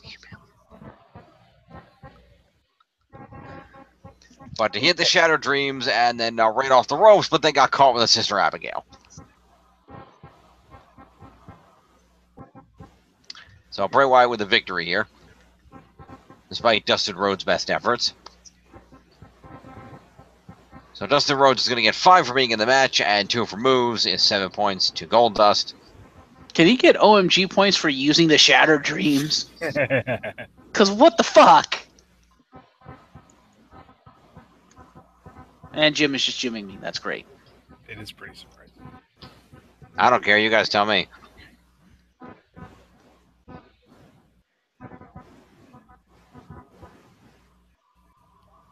I wouldn't mind either way. He's not going to get many points. What do you think, Jeff? I don't know. Does he use it very often? It's a banned move. Yeah. Are you familiar with the Shattered Dreams, Tiff? No.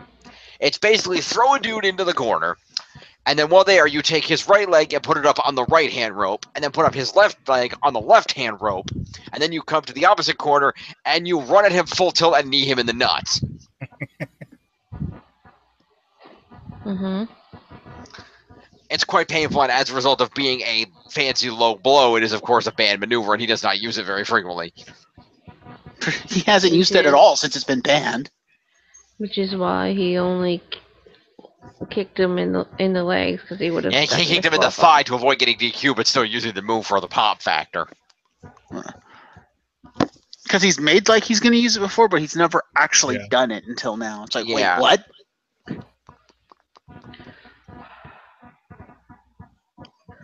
I don't know. I don't know. OMG. OMG. I'm waiting for votes here.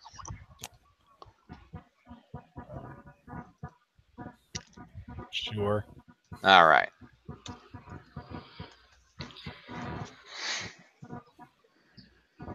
That's what I'm talking about. I get the points for my boy. Grand Middle League is 110. All right. So following the match, Finn Balor appears on the big screen and talks to Bray Wyatt about becoming the Demon and asks Wyatt, what's more dangerous, really? The Demon or the man who created the Demon? And he says that No Mercy on Sunday, Bray Wyatt will find out. Promo to Finn Balor. Well, if Goldust is any indication, the man who created the Demon, because obviously, as Dustin Rhodes the Man, he said, 0 fucks, I'm kneeing you in the nuts. Thighs. Close enough. Anyway, that's going to be 5 points to Balor. Is 61 for him. Let's just put it this way. Dustin Rhodes said, Sister Abigail ain't being no aunt.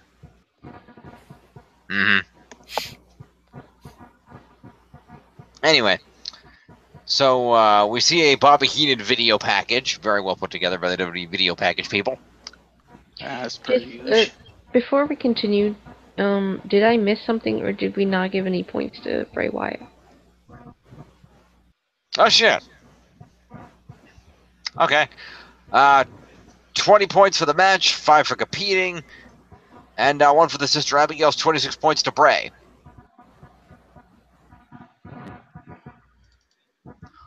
$66 and 6 is 72.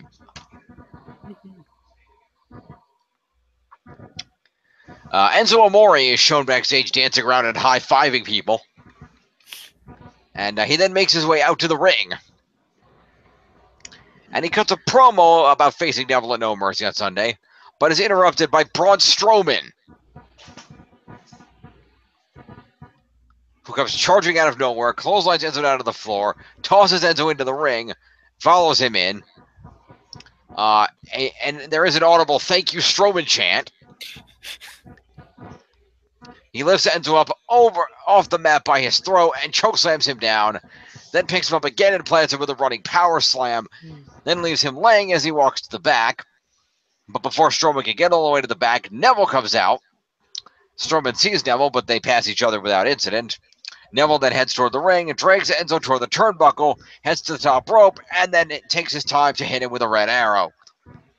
He then grabs a mic and asks Enzo, "How you doing?" Neville then admires his handiwork while the referees attempt to help Enzo to the back.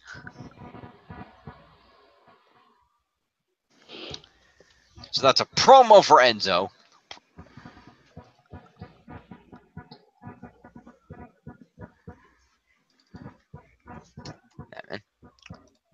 And that's an out-of-match assault for Braun Strowman and 2 finishers. So 6 points to Strowman.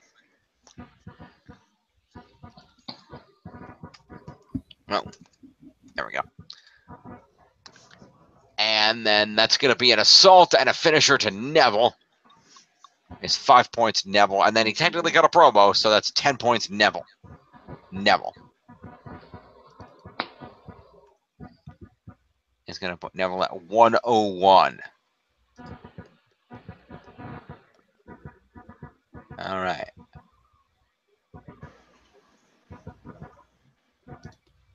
Enzo's buried.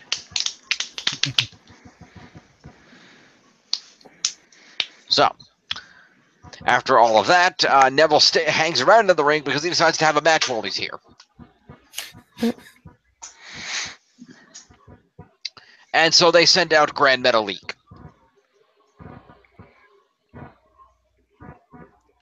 It is a non-title match, and Metalik puts in some nice offense with a lot of walking around on ropes and jumping off of shit. Drop kicks, hurricanranas, all kinds of good things like that there. Suicide Swanton Bomb. The huge. The huge. But Metalik is a good domination until a point where he goes for a moonsault, eats Neville's feet on the way down, and then gets tapped out to the Rings of Saturn.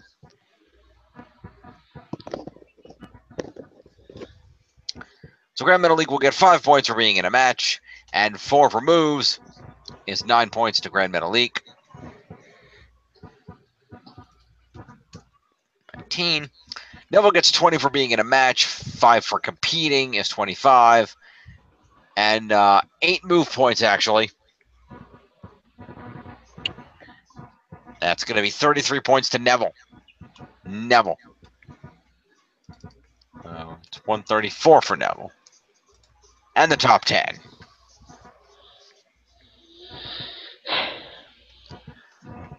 You okay over there, Tiff? Yep. Okay. Just needed to take a deep breath. Okay. Next, Elias is in the ring for a song. Walk with Elias. He sings a song about how Jason Jordan is going to end up a failure, just like all the people in San Jose.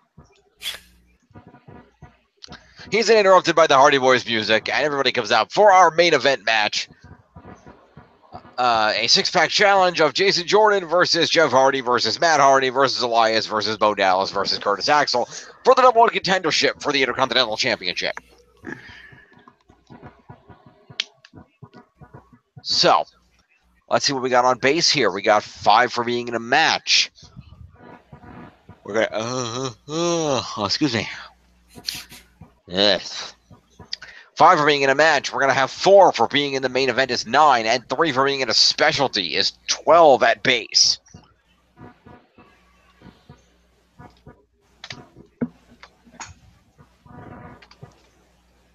So,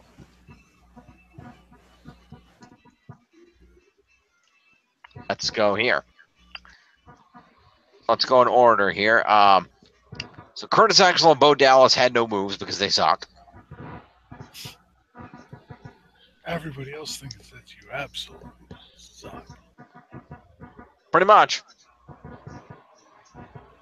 Fruity Pebbles. Anyway.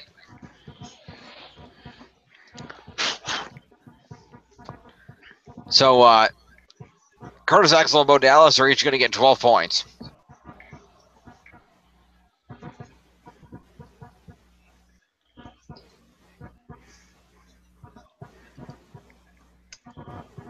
You.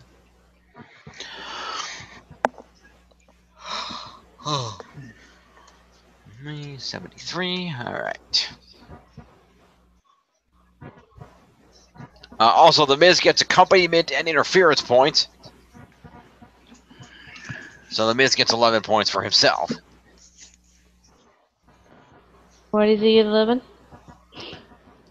He gets 11 points because he gets 5 for accompanying The Miz Taraj to the ring and 6 for interfering in the match. Right. It's about 118.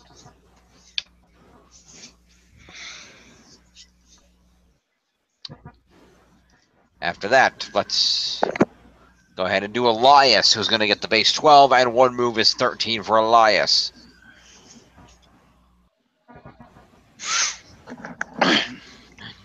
Is 98. And then the Hardy Boys. All right, Matt Hardy is going to have the 12 plus 3 moves is 15 points to Matt.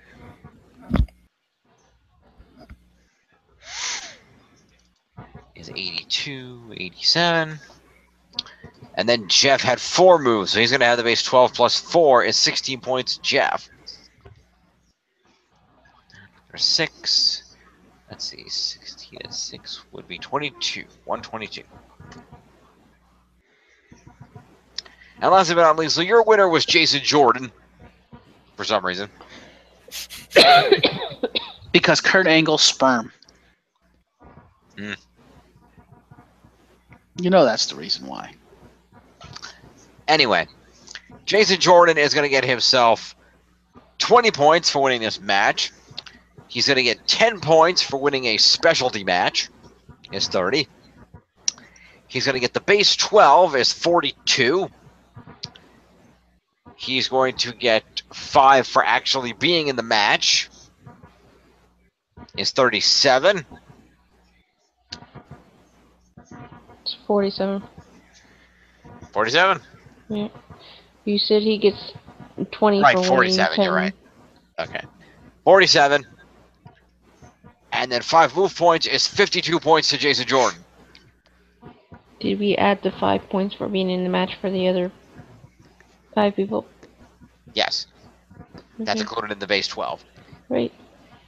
So 52 points to Jason Jordan. So if that's based in the 12 points, right? Yep. Why are we giving Jordan an extra 5 points for being in the match? For winning the main event. Uh-huh. If you're in the main event, you get 4. If you win the main event, you get an additional 5. Okay. So the extra 5 was not for being in the match, it was for winning the main event. Okay. Because it's 20, 10 for winning a specialty is 30, the 12 at base is 42, 5 for winning the 5 for actually winning the main event is 47, and then 5 for his moves is 52.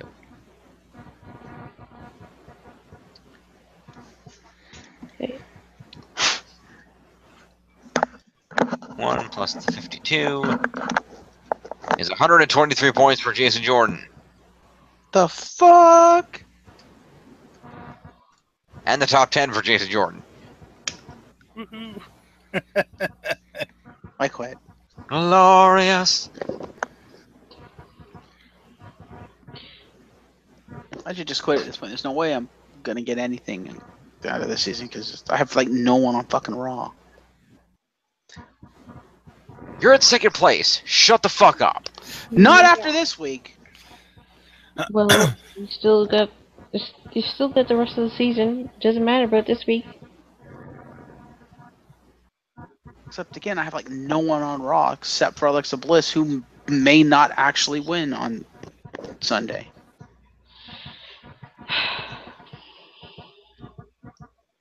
And I have no one on SmackDown. What's your point? Yes, you do. Really? Aside from Dolph Ziggler, who the fuck do I have on SmackDown?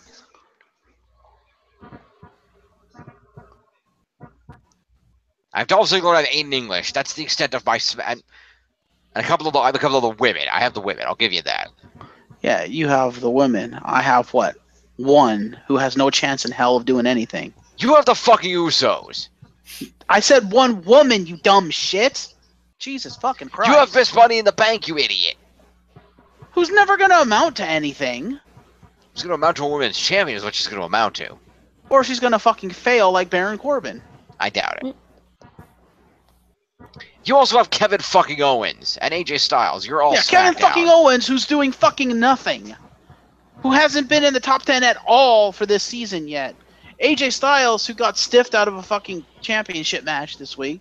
So he didn't do much. What do you mean he got stiffed out of it? There was no match. He had a match with Baron Corbin.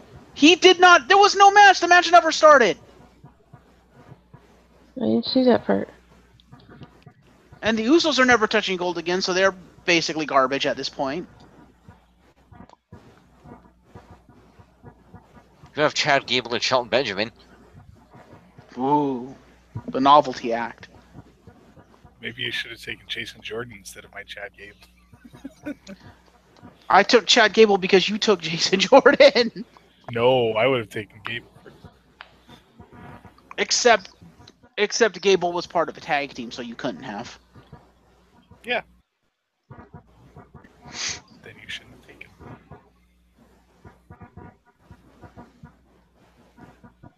Anyway.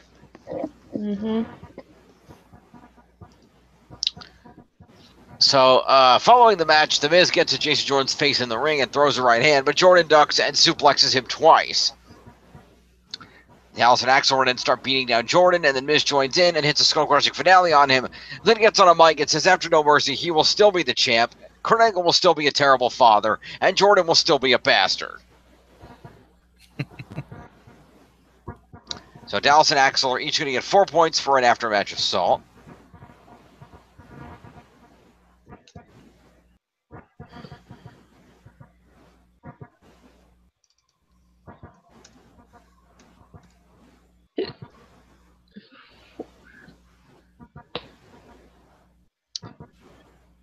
And then The Miz is going to get an out-of-match assault and 2 finishers. No, wait, 1 finisher because you get the skull-crushing finale. So 4 and 1 is 5 for The Miz. 123. And then Jason Jordan had 2 finishers because he hit 2 suplexes. And so that's going to be 4, and 2 is 6 points to Jason Jordan.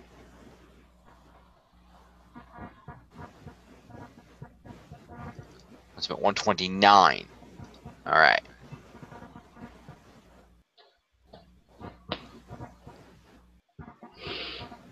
Thus endeth Monday Night Raw. So let's go take a look at those aforementioned scores.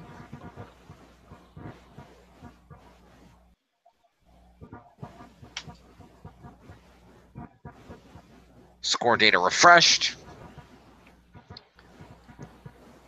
All right. So Jeff, you're still in second place by 1 point.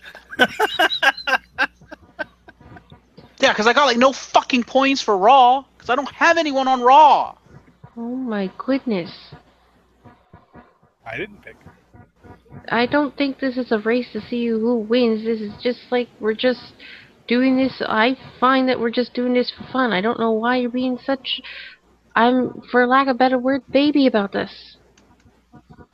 Jeez Louise. I mean, I don't see anybody else that's complaining.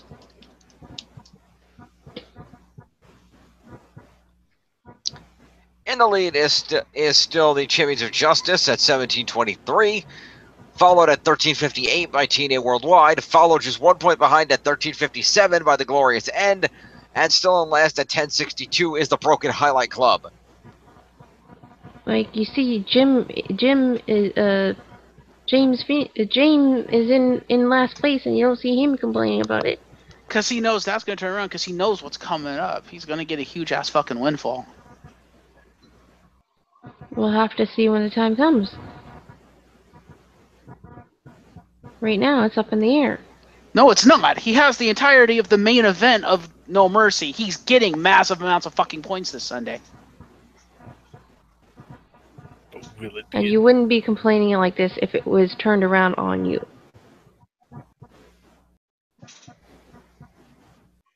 If you were getting the massive points on there, you wouldn't be sitting there complaining about everything.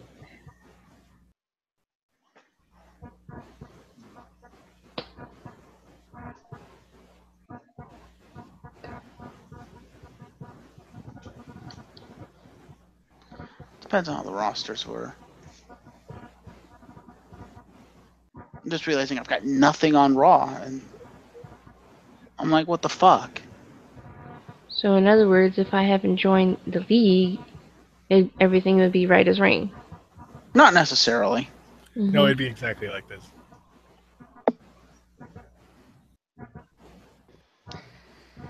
I put out to you, Jeff. I spent the entirety of the last season with nobody on SmackDown, so I know how you feel. Sometimes you end up with nobody on one show. It fucking happens.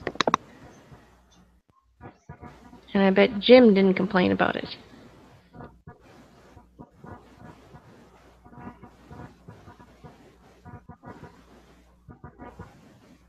On to SmackDown, shall we?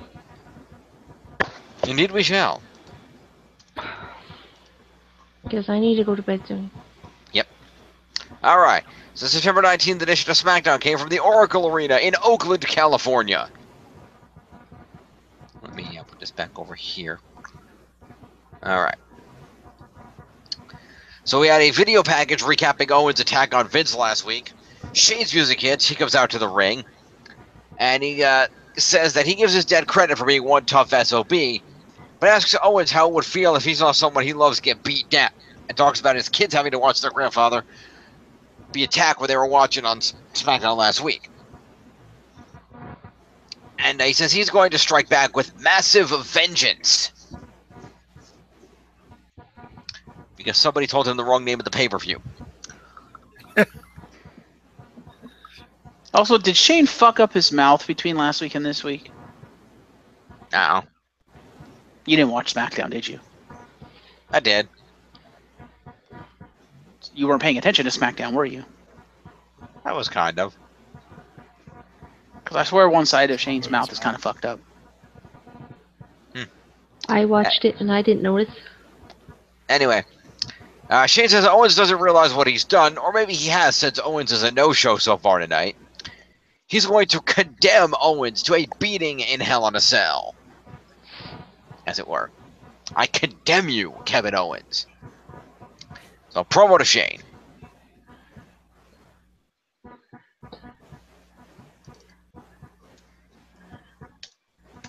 All right. We cut back to Randy Orton heading to the ring. And then we cut to the ring where Aiden English is singing a song. Yeah, he's singing Randy Orton's theme song. He is. Is he really? Yes. I didn't even notice that. With different lyrics. He rewrote the lyrics to kind of, piss off the Viper, as it were. Well, guess what? It worked. Indeed. Randy Orton interrupts, and the two of the gentlemen have a match. I'd actually prefer if Aiden English sang his theme song. He has a better voice Yeah.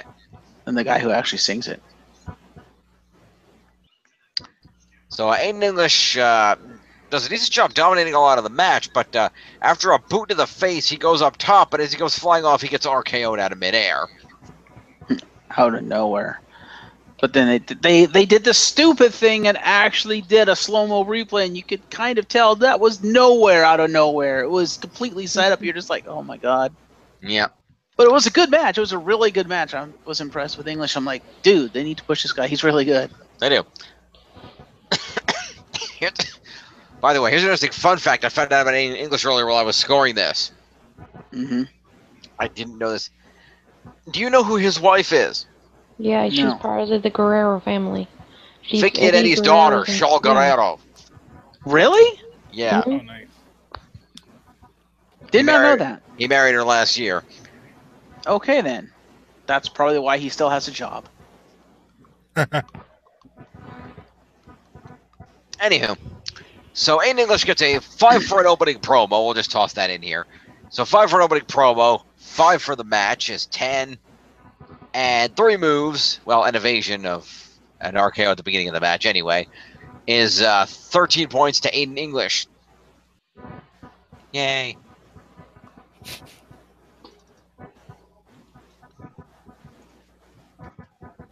All right. Randy Orton gets 20 for being in a match. He gets 5. 20 for winning the match, 5 for being in said match, and 3 moves is 28 points to Randy Orton.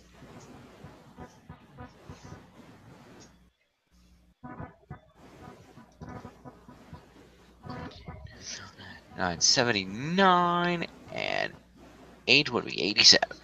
All right. As Orton is celebrating in the ring, Rusev comes out to the stage and interrupts and complains about losing at SummerSlam and says Orton turned him and his family in. He was supposed to go home a hero, but you turned me and my entire family into a national disgrace.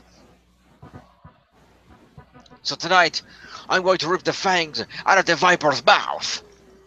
And I'm going to do this right now. So Rusev charges the ring. And he steps in the ring, and the ref calls for a bell. Orton blocks a Rusev kick and tries to RKO him, but Rusev pushes him off. Aiden English had got up on the apron while this was happening. Orton bumped into him, which caused a quick distraction, and he turned around into a kick from Rusev and then lost. Rusev Machka? Rusev Machka. So, Randy Orton gets 5 for being in this match. And 3 for the evasion of that initial kick is 8 points to Orton.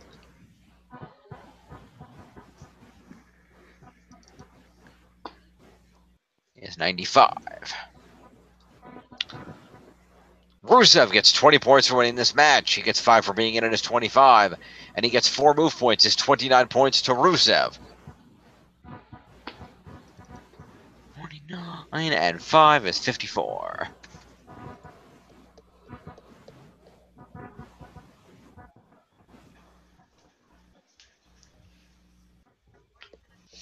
And then technically Aiden English interfered because he got up on the apron, so that's 6 points to Aiden English. Yep. You need 4. Okay. So just the commentary team informs us that Kevin Owens will be live via satellite later. And that Charlotte will be out to discuss her father's recent recovery.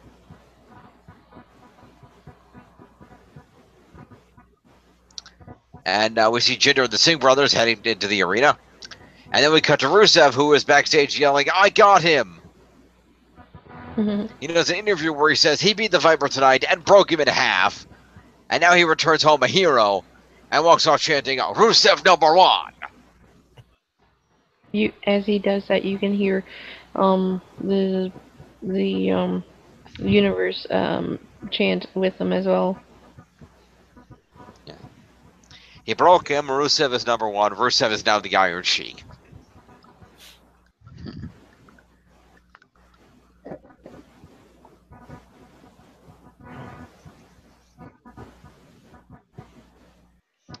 All right, so that is going to be a promo to Rusev. So 5 points for him.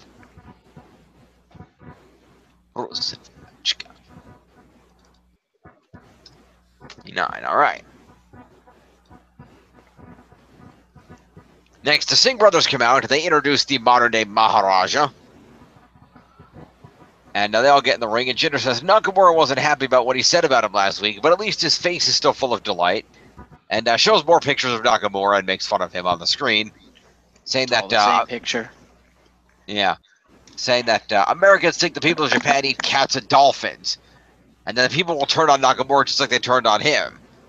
Jinder says that Shinsuke always rooks the same, and that behind Nakamura's backs, the fans call him Mr. Miyagi. And they chanted, "You're gone too far, you're gone too far." Yeah, they chanted, "That's too far." And then Jinder speaks to us, "You think that's too far? Wait till you hear what I say to my people in my native language of Punjabi." And apparently now smarks on the internet are calling racism. I'm like, that's not racist. Not really. I don't know, what do you think, John? You think what he said was racist? I don't think it was racist. You mean what he said in Punjabi, or you mean the fact that he called him Mr. Miyagi? The Rooks too far. The Rooks and the Mr. Miyagi. I'm like, the Rooks borderline with Mr. Miyagi. I'm like, well, to be fair, Mr. Miyagi was Japanese. Yeah, the Mr. Miyagi thing, I'd be like, probably not. The Rook thing, I wouldn't do it. But I don't know.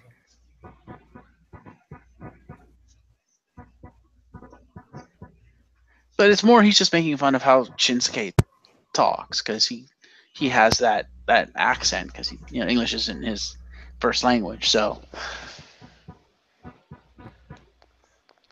I don't know. I don't think it's as big a deal. Climate, I wouldn't have done any of that, but that's because I'm sensible. Whether or not it's racist, it will be construed as such.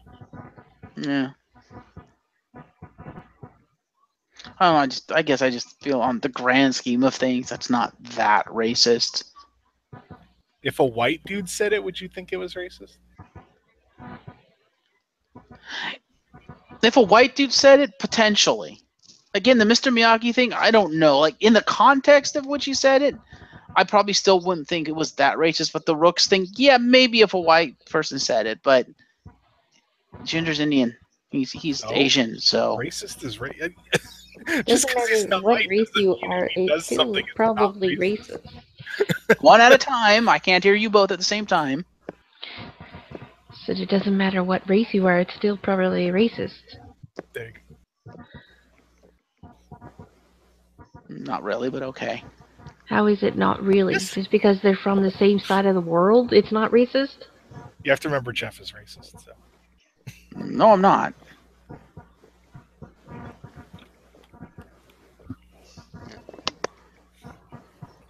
Said the man who early in one of the early seasons, if not the original, we decided how we were going to lay this out, decided, oh, we have to do this cruiserweight division. I better take all the Chinese guys. Yeah, all the one Chinese guy. Weren't there two? There were two. There was Dorado and the other guy. Dorado's not Chinese. What the fuck? He's There's Spanish. Ho-Ho-Loon He's and Mexican, No, I believe. No, he's from New Jersey. Hey. Hey. He just happens to be a luchador from New Jersey. Hmm. Ho Ho Lun was the only Chinese guy, and technically, as was pointed out, technically not, but Okay. because he was like yeah. from Hong Kong or something. Yeah, Lindsay Dorado was actually Puerto Rican. Okay. We were Oh, all okay, wrong. he is Hispanic. I didn't know he was Hispanic. Fair enough. There you go. See? Born in Puerto Rico, lives in New Jersey. But yeah, so it was Ho Ho Lun, and there was another guy. There were two Chinese guys. Okay, I only remember Ho Ho Lun because he was the one that was on my roster. Who's Hoharoon? Exactly. A guy they hired and put in NXT a few times, and then he was never seen again. The one where John Cena went over to. No, No? no, he was in. I think he was in the Cruiserweight Classic. He debuted on 205 Live by walking out to the stage with everyone else, and then we never saw him again. He might have had like one match or something, but Mm-hmm.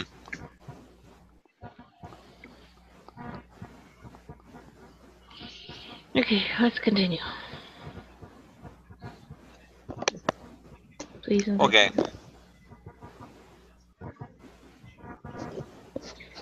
The other guy was Jason Lee.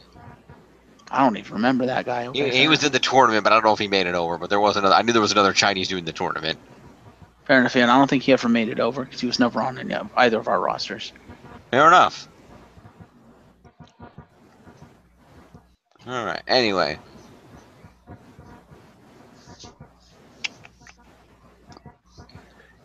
Rolling along.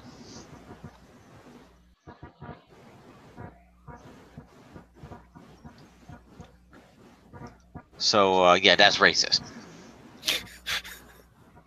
Yeah. Yeah, but either way, it's a promo to Jinder Mahal. Yes. And I would say mini promo to the Singh brothers because, yeah. Yep. The whole laughing thing. Yep.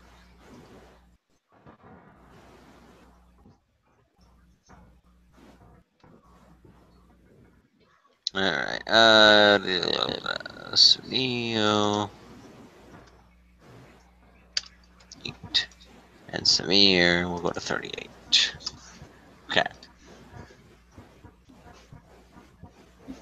All right. Following this, we are told that there's scheduled to be a U.S. title match between AJ Styles and Baron Corbin. Before we get that far, Shinsuke does an interview in the back where he says Jinder Mahal is funny, but it won't be so funny when he takes the title from him in Hell in a Cell. quick and to the point.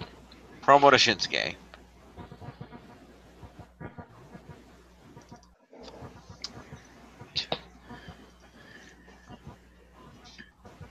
AJ Styles comes out to the ring and cuts a promo on Baron Corbin, saying anyone who faces the Phenomenal One in the ring will fall, just like Corbin will tonight.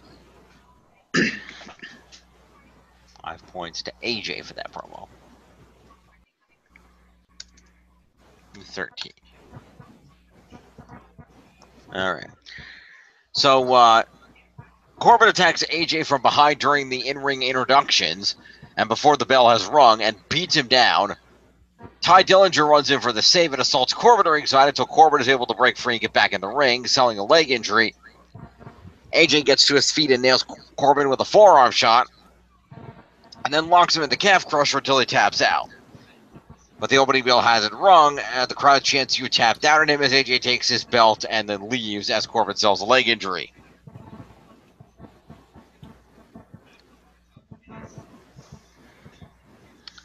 So technically, there was no bell, so what we had here was a bunch of out-of-match assaults. Oh. So, let's hear. Corbin had the first assault. So Corbin is going to get 4 points for an assault.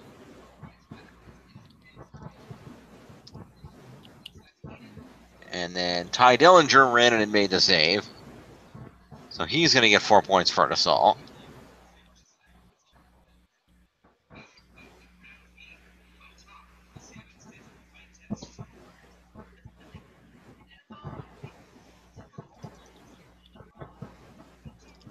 Two. And AJ Styles He is going to get 4 points for an assault and 1 for a calf crusher. It's 5. 37 and 4 is 41. 218. Can we go back to Ty Dillinger for a second? Okay, you have 42 down there, right? Yes. His points before, and he gets 4 points for the out of ring assault, correct? Yes. So 37 plus 4 should be 41, not 42. Hang on.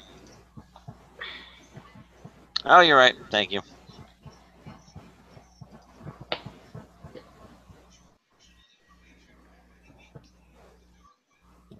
You know, it was your point. You could have just kept it. It was.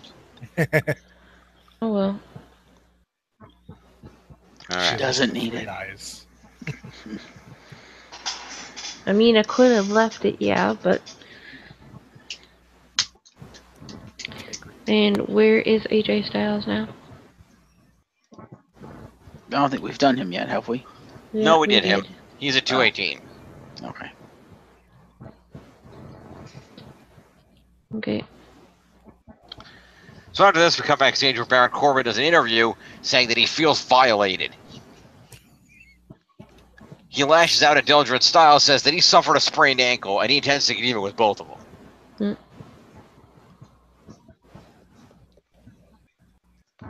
Promo to Corbin. You need 3. All right.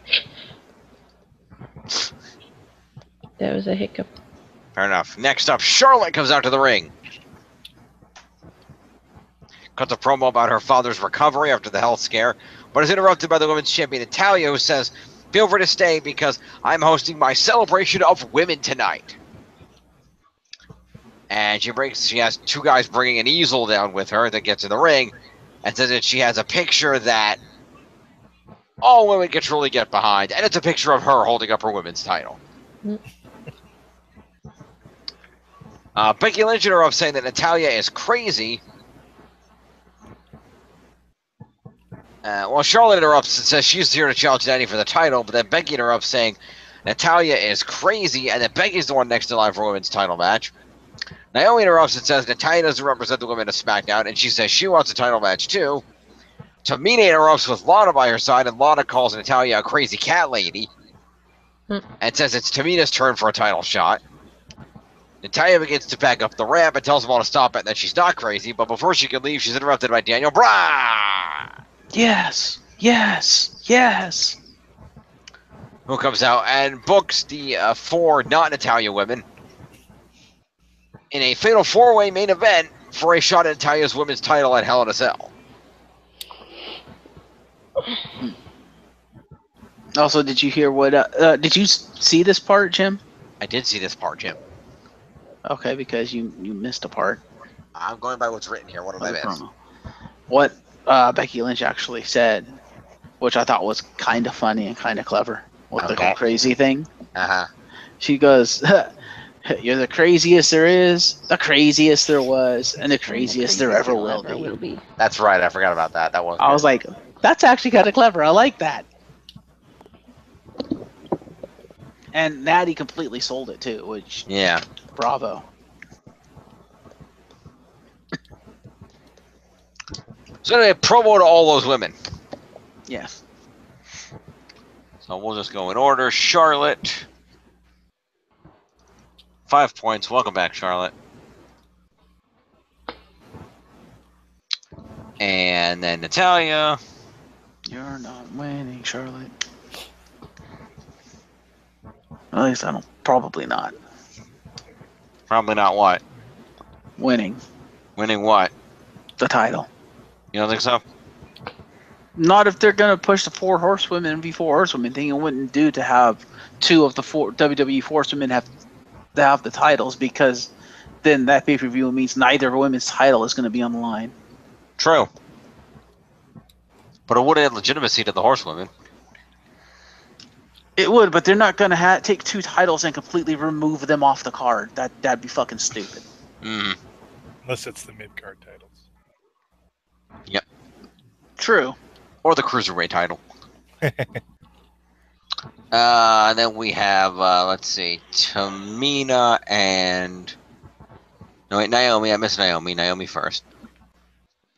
Also, they gave Naomi a fucking robe, but they didn't give one to Charlotte. What the fuck? She had one when she came out for her match later. Yeah. I didn't see that match, actually. I kind of fell asleep before the end of SmackDown. You failed that. I was watching SmackDown while I was waiting for you to score, and then I kind of passed out. Good job. Anyway. You don't say. And then Tamina and Lana.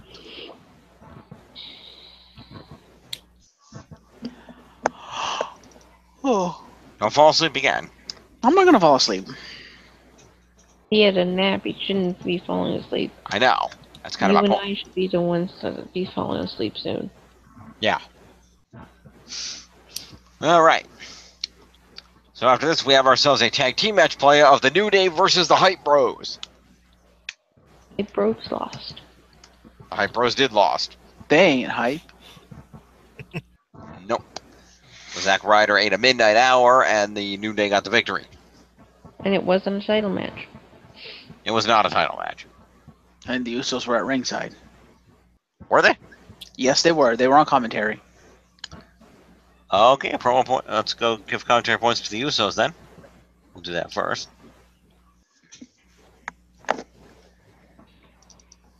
So where are we? 82. 2. And 5 is E4. There. Okay.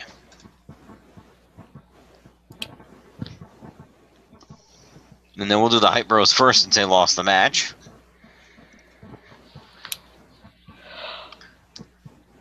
So as far as I can tell, Mojo didn't have any moves. Sad Mojo. Pray for Mojo. So Mojo is just going to get 5 points for being in this match.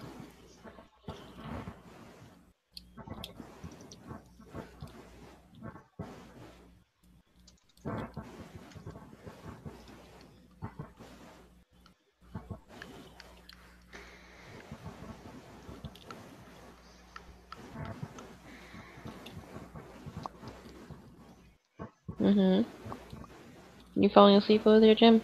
Nope. Just wait and make sure you're caught up. I am. And then we got the New Day. Well, let's do I got to do Zack Ryder first.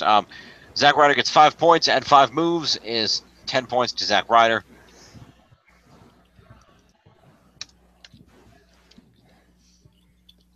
And then we got ourselves the New Day, which is going to be, let's see, Kofi got the pinfall here. So we'll do Big E first. 15 for the winning team, 5 for competing is 20, 3 moves is 23 for Big E.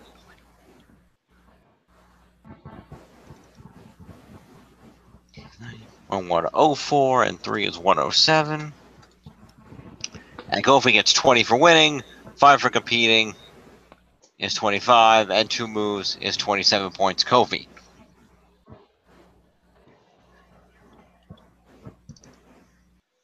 Or 84, 94, and 7 is 101. All right. Is Xavier there at all? Yep. Yeah. He was down there with them. So that's accompaniment for Xavier. Yep, pretty much. All His right. leg appears to be fine. Yep. He's what back. was- Company, that's 3, so 16. Company is 5. Okay, so it's 18. Correct.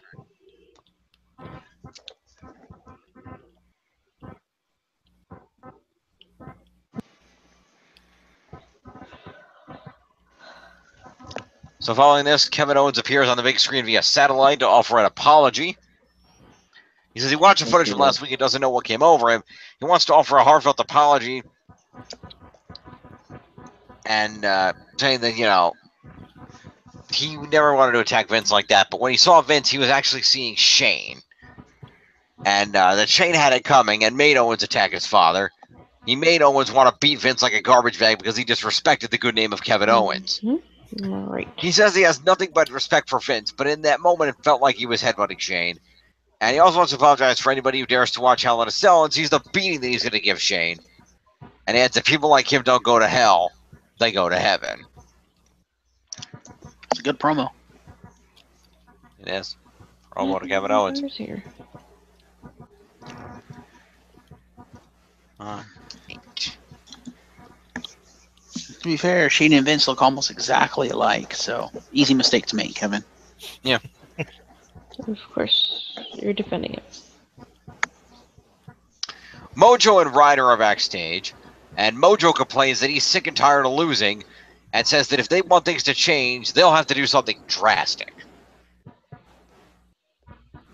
To which Zack Ryder nods, which probably means, yeah, Mojo, you're getting a beat down next week. Could be. Well, because aren't they heel turning Zack Ryder?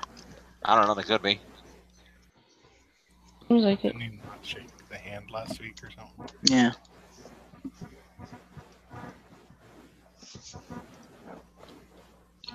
Wait a second. Wait. 28. Waiting. Okay, good. You good? Yeah. Okay. Next up, Dolph Ziggler comes out to the stage. And talks about crap about how he's the best wrestler ever in the ring, and he's tired of people with shitty entrances, with fancy entrances getting more attention than him. He then proceeds to impersonate Triple H, Shawn Michaels, and DX's entrance in that order. He does a good job with the spray. I'm impressed. He does. Not an easy thing to do. Which he No. mocks, but it's true. It's not an Yeah. easy thing to do. Oh, do you like me now? Am I popular now? You know, spinning water is harder than it looks. Can I run NXT now?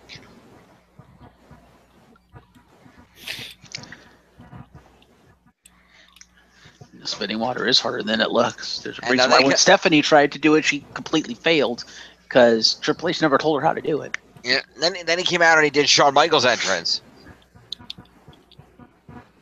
And he's like, oh, is this what you want? Oh, I can feel myself losing my smile.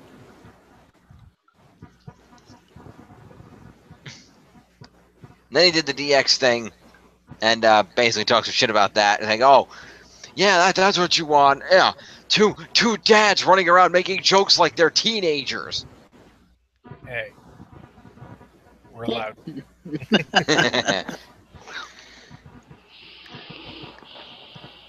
So, promo to Dolph Ziggler.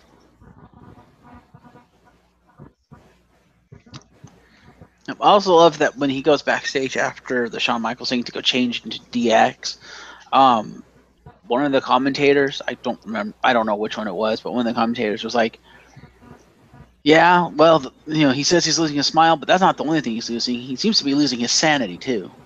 I'm like, yeah. Yeah. I don't know who it was. It might have been Corey. I don't know. Goody. Anyway, after this, we go to our main event match, a fatal four-way match for the number one contendership for the SmackDown Women's title. So that's literally the only thing I didn't see. Fair enough. Yeah. And as we go back and forth, the winner of the match is, of course, Charlotte Flair. Off a boot to the face of Tamina. So, we will score each of the ladies in this match. So what are we going to have here? Let's see. This is basically going to be like Raw. At base, we're going to have ourselves 5 for competing. We're going to have 4 for being the main event. And Fatal 4-Way constitutes a specialty match, so that's another 3. So 12 points is the base again. So Naomi is going to get the 12 plus 4 moves. Is 16 points, Naomi.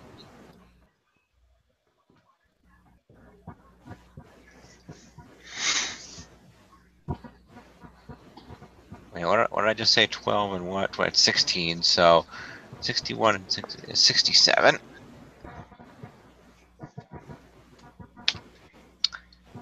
And then the 12 plus 2 for Becky is 14 points, Becky Lynch.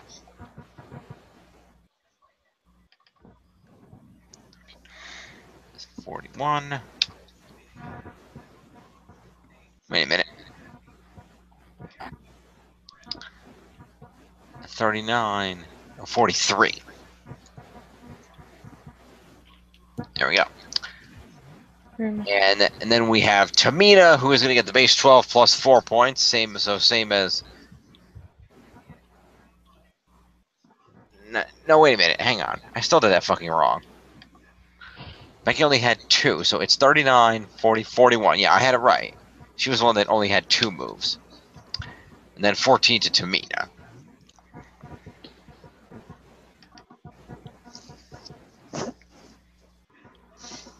Is 46 and 4 is 50 points even for Tamina. And Lana will get accompaniment.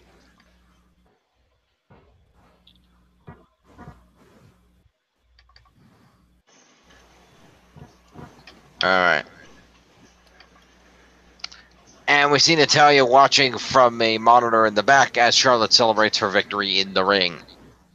So, and SmackDown. Let's see where we're at. Refreshing the data. Alright. In the lead at 1879 is the Champions of Justice led by Tiff. In second is the Glorious End at 1428. Wow. Followed in third by TNA Worldwide at 1400. Still several hundred points ahead of the Broken Highlight Club at 1101.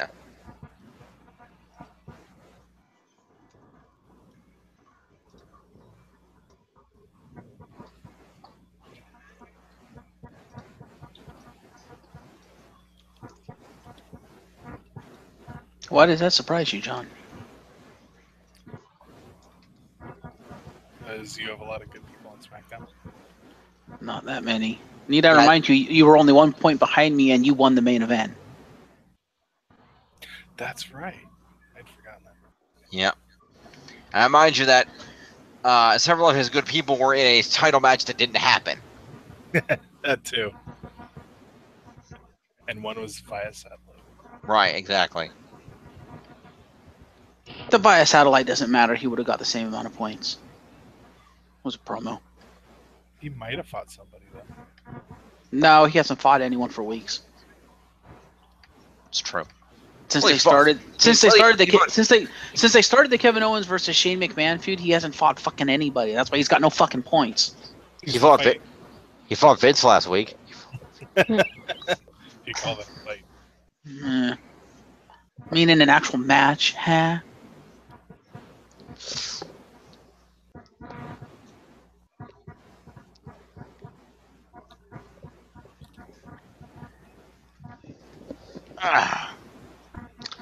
So with that, let's go to the 205 Live and end this week, shall we? We shall. All right. Haste. Here we go. All right, so let's open this up.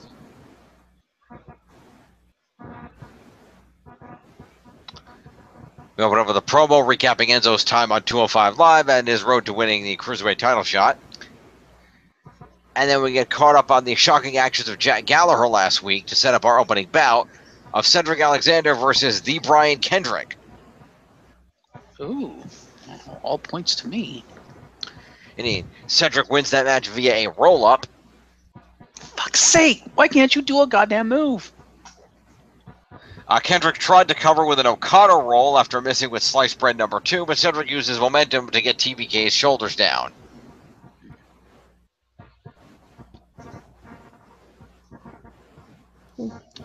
So Brian Kendrick is going to get himself 5 points for being in the match.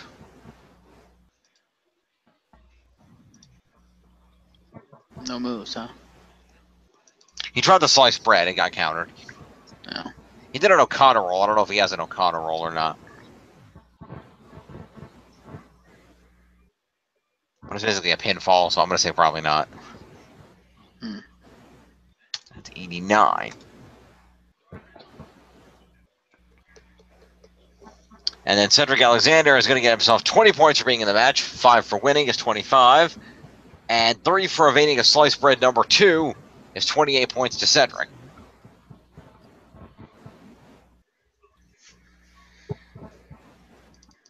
You got all the points in that match, Jeff. Yeah, You and had you both just matches. surpassed John again, by the way. No. He was 82, and 8 is 190. Kendrick then follows Alexander up the ramp to argue with him, setting Cedric up for a blindside by Gallagher.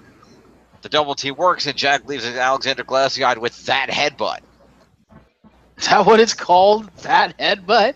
No, but that's what a lot of recappers on the internet call it.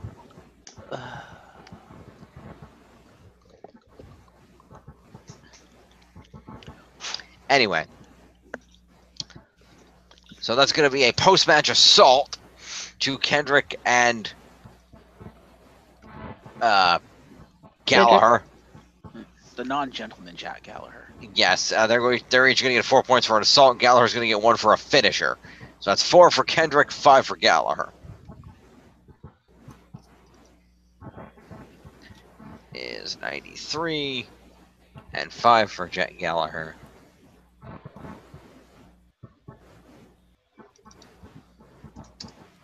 All right.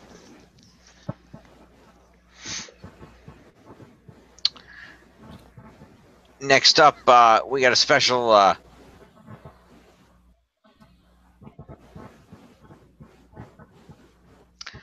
we see Drew Gulak come to the ring to do commentary for our next match. And our last match, as it were, the main event. There's only 2 matches? There are only 2 matches tonight. Okay. We'll get to that. But Drew Gulak is holding his no chance sign. That's a CHANTS, no chance. Which was proposal number 3 of his plan for Better 205 Live last week. Okay, then. And he goes on commentary for the next match. Before we go to the match, we have some other shit to do. Because we cut to the back where Dasha catches up with Gallagher and Kendrick to ask Jack why he's siding with the enemy. He says he doesn't owe the WWE Universe anything, but when he left the show with a hole in his head a few weeks back and had to get married with 4 stitches in his head, it taught him a lesson. Looking in the mirror on his wedding day, he realized he could stand not being a star, but he couldn't stomach being a joke.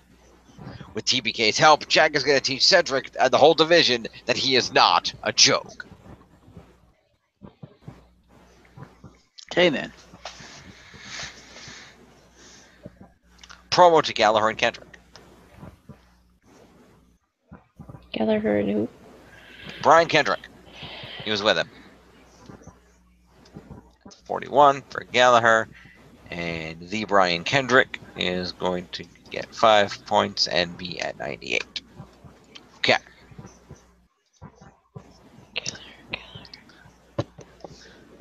Gentleman Jack Gallagher. No, he's no gentleman no more. Yep.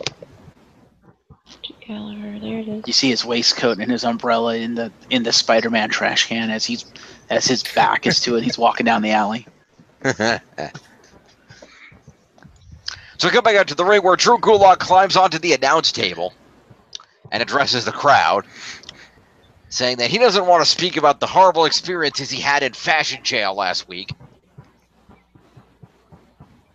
But he does want to talk about his plan for a better 205 Live.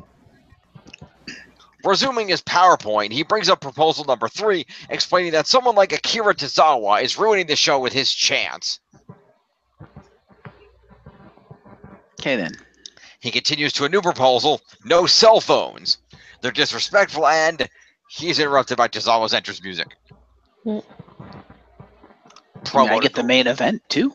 Promo to Gulak. Huh. Oh, to Fair Drew enough. Gulak.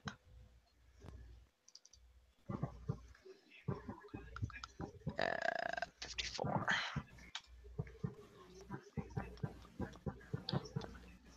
And in our main event match tonight, Akira Tozawa takes on Noam Dar. No Titus. I do not see an indication of a Titus. Fair enough. So Tozawa goes out and beats Noam Dar with a top rope senton, and then chants "ah" as a furious Gulak looks on. So they're setting up a Akira Tozawa versus Drew Gulak feud? That seems to be where they're headed. Fair enough. So Noam Dar is going to get himself 5 points for showing up.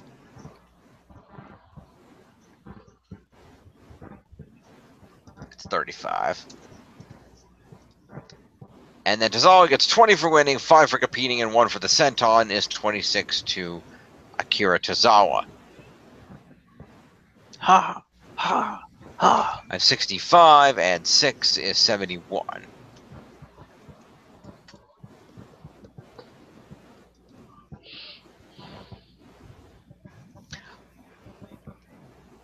Let's see. Following this, we flash back to Rich Swann's win last week at TJP's Angry Handshake. TJ approaches Swann in the locker room and says, Rich, and he apologizes for how he handled their friendly rivalry, saying they have amazing chemistry, and he wants to keep it going with one more match. Swann says he doesn't think that's a good idea. He's got a match with Lince Dorado tonight, and he'll always remember getting to tear it up with his boy on 205 Live. But it's time to move on. One more match. One more match. So Rich Swann goes out for his one-on-one match with Lince Dorado. Which apparently never happened, since you said the last one was the main event. Which doesn't happen because we cut backstage and officials find Dorado knocked the hell out backstage. Okay then. Swann goes to the back to check on his supposed opponent, but when he reaches the top of the ramp, he's met with a super kick from TJ Perkins. TJ screams about Rich thinking he's better than him, saying he can't handle this. He then rips the dreadlock out of Swann's head and then kicks him in the ribs while he's down. What? That's sad. And then presses him before dropping his head neck first onto the metal barricade. Okay then. Yes. That sounds like that hurt. Ripping the dreadlock out of his head? I'm gonna take a wild guess. Swann probably cut one and had it adhesed there for that purpose. Potentially. Potentially up. Old school references to the win. Anyway. So that is going. Let's see here. So that's going to be an assault for TJP. That's an out-of-match assault, 4 points. And 1 for the kick? And, 1 for the kick is 5 points to TJP. Wait, did you give them promo points too? Yeah, we didn't do the promo. Okay, so that's 10 points to TJP. Thank you. Mm-hmm. And 5 points to Rich for that promo. Where's Rich Swann? That's 98. Okay.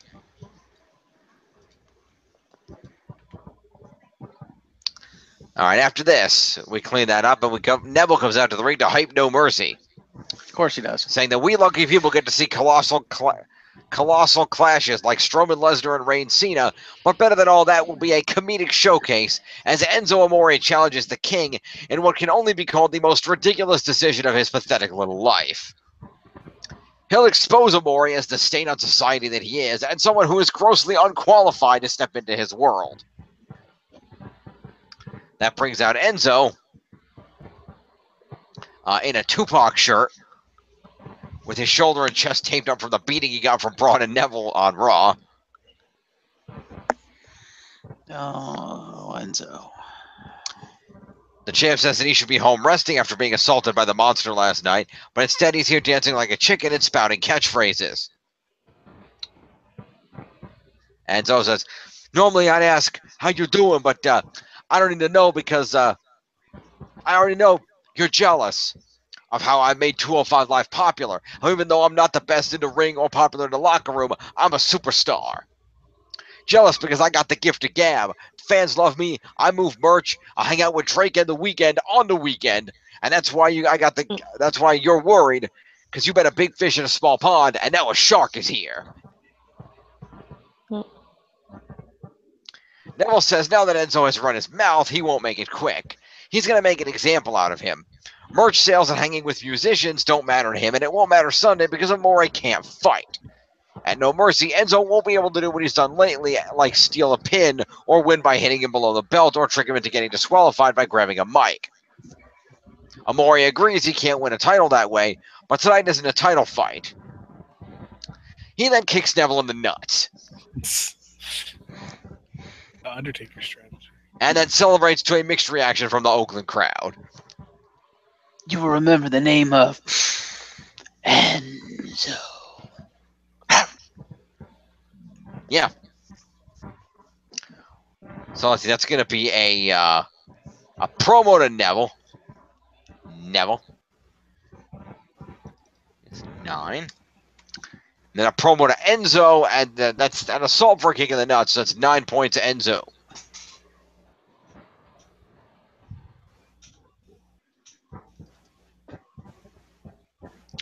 It's 226. All right. Let's see where we end the week, folks. Beep. Refreshing. And the final scores are as follows. In the lead, the Champions of Justice at 1884. Followed at 1478 by TNA Worldwide, retaking second place. Followed not too far behind at 1442 by Glorious End. And still trailing in last at 1121 is the Broken Highlight Club.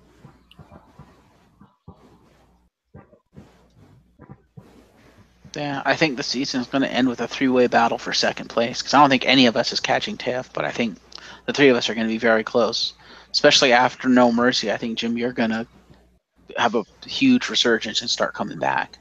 That's going to depend on whether Braun Strowman wins the title. Doesn't matter. You have Brock Lesnar. I know, but Brock Lesnar, that's only your attention, and he's never fucking around. And when he is, he doesn't do anything. That's true. But it's still a lot of points, and it's still the main event. It is. Let's go take a look at the leaderboards. Top of the leaderboard, still the realest guy in the room, Enzo Amore at 226. Followed very closely at 218 by the U.S. champion AJ Styles, who's followed by Cedric Alexander at 190, followed by one half of the Raw Tag Champs, Dean Ambrose at 165, followed by the other half of the Raw Tag Champs, Seth Rollins at 153, followed by Shinsuke Nakamura, the #1 contender for the WWE title, at 148, followed by Neville at 139, followed by John Cena at 131, followed by Jason Jordan at 129, who is tied with Sheamus at 129, rounding out the top 10. Roman Reigns and The Miz just barely behind in a tie at 123. Followed by Alexa Bliss and Jeff Hardy tied at 122. A lot of ties going on. Yeah. All right. So let's take a moment and let's talk about No Mercy, shall we? Let's. You have the card? I am bringing it up as we speak. Excellent. No Mercy. Let's see. Here we go. 2017. Fun fact, last year's No Mercy was a SmackDown pay-per-view.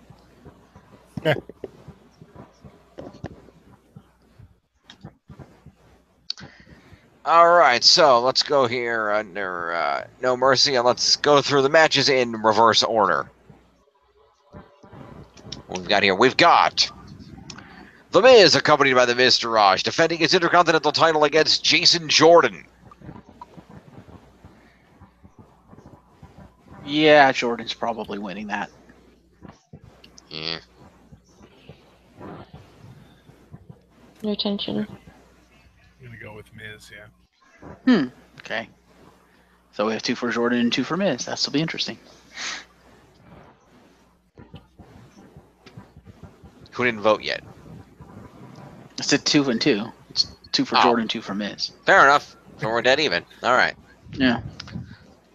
Next up, we have a fatal 5-way match for the Raw Women's Championship. Alexa Bliss defending against Sasha Banks, Bayley, Nia Jax, and Emma.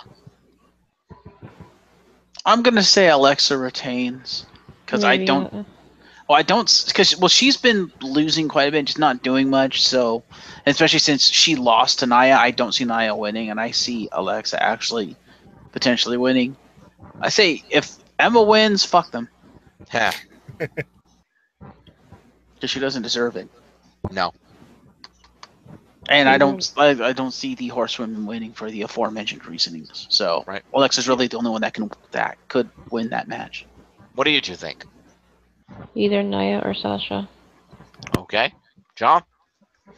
Yeah, I think Alexa, because usually with the multi-person one is the champion. Yep. Because they always like the champion has such a disadvantage, and they tend to win more often than not of those ones. Yep. I feel like Nia needs to win at this point, or like her status as a threat is becoming less and less legitimate the more times she loses a title match. Unless the rest of them just kick the shit out of her. Yeah, well, or that. Yeah. But I feel like Nia could really use a win here, although I could see Alexa retaining. Nia winning would make sense, which is why I think they might probably win. Right, fair enough. Right. That and the fact that Nia just fucking destroyed the champion on Raw, on the go home Raw before the pay-per-view. Which is why I'm like, she's probably not going to win. Yeah. Yeah. I'd be surprised if she won. We've got Neville defending the Cruiserweight title against Enzo Amore. As much as I hate to say it, Enzo's probably winning this thing. I could see it. John agrees.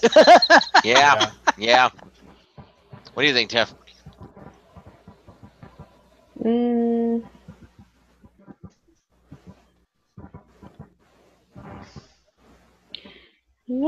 Don't know. I mean, yeah, Enzo could probably win it the way he's been going lately, but Neville could probably win it too. So, I don't know. I'm on the fence. Alright, Okay. Tiff abstains. Fair enough. Finn Balor versus Bray Wyatt. Finn Balor. Balor. Bray Wyatt. Oh. He's gonna break the streak. Well, because Balor won the last one, and Bray Wyatt could really use a win because right now he's a fucking joke. He could have used one, I think, like a year ago. Oh yeah, definitely. Yep. What do you think, Jim? I think it's probably going to end up being Balor, unfortunately. It'll be Gold Dust. Ha! Yes. You mean Dust and Rose? Gold Dust doesn't exist Mask anymore. in the bank. There you go. Paint on a pole match. Yeah. Yes. There you go. All right. And then we have Dean Ambrose and Seth Rollins taking on The Bar for the Raw Tag Team Championship. The Shield is going to retain.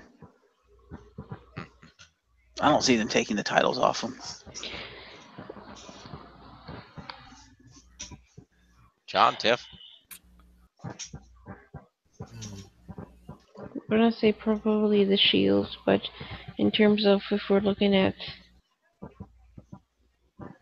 like which one of our teams is gonna win, and we're looking at it that way, it doesn't matter to me because I have both tag Yeah, that teams. whole match. Yeah, that's true. I got the whole match. So She's got the whole match in her hands. She's not Sister Abigail.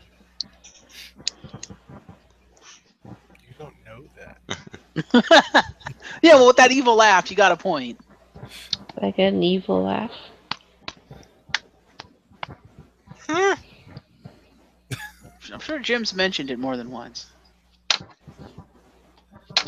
Cena versus Roman. Dina. As much as I hate to say it, Roman Reigns. I see him winning that match. Yeah. 2-1. Jim, what about you? It makes the most sense because Cena's got shit to go do. He's not going to be around, so him winning does no good, nothing except bury Roman. Yeah, okay. I see it now. They put this in a weird order. This should be at the bottom of the list and not the top, but I will. I'll throw it here real quick. Apollo Crews is facing Elias on the pre-show. Apollo Crews. Mm-hmm. Probably. Although they seem to like Elias. I don't know. Yeah, but Elias seems to exist just to make other people look good. That's Kurt Hawkins. They both do that. Yeah, all right. They graduate from Kurt Hawkins to Elias. Okay. Then they graduate from Elias to Bray Wyatt? Yeah, except Bray Wyatt actually has a chance of beating your ass. I feel like there's got to be someone in between those two. In between who, Elias and Bray? Yeah. The Miz Taraj? No. There might not be. That feels like a big jump. It does. Jason Jordan? No. No. No.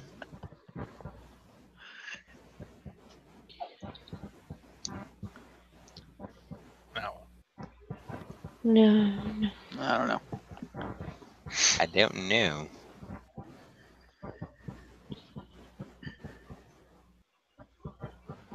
No. You get to fight a cruiserweight before you get to Bray Wyatt.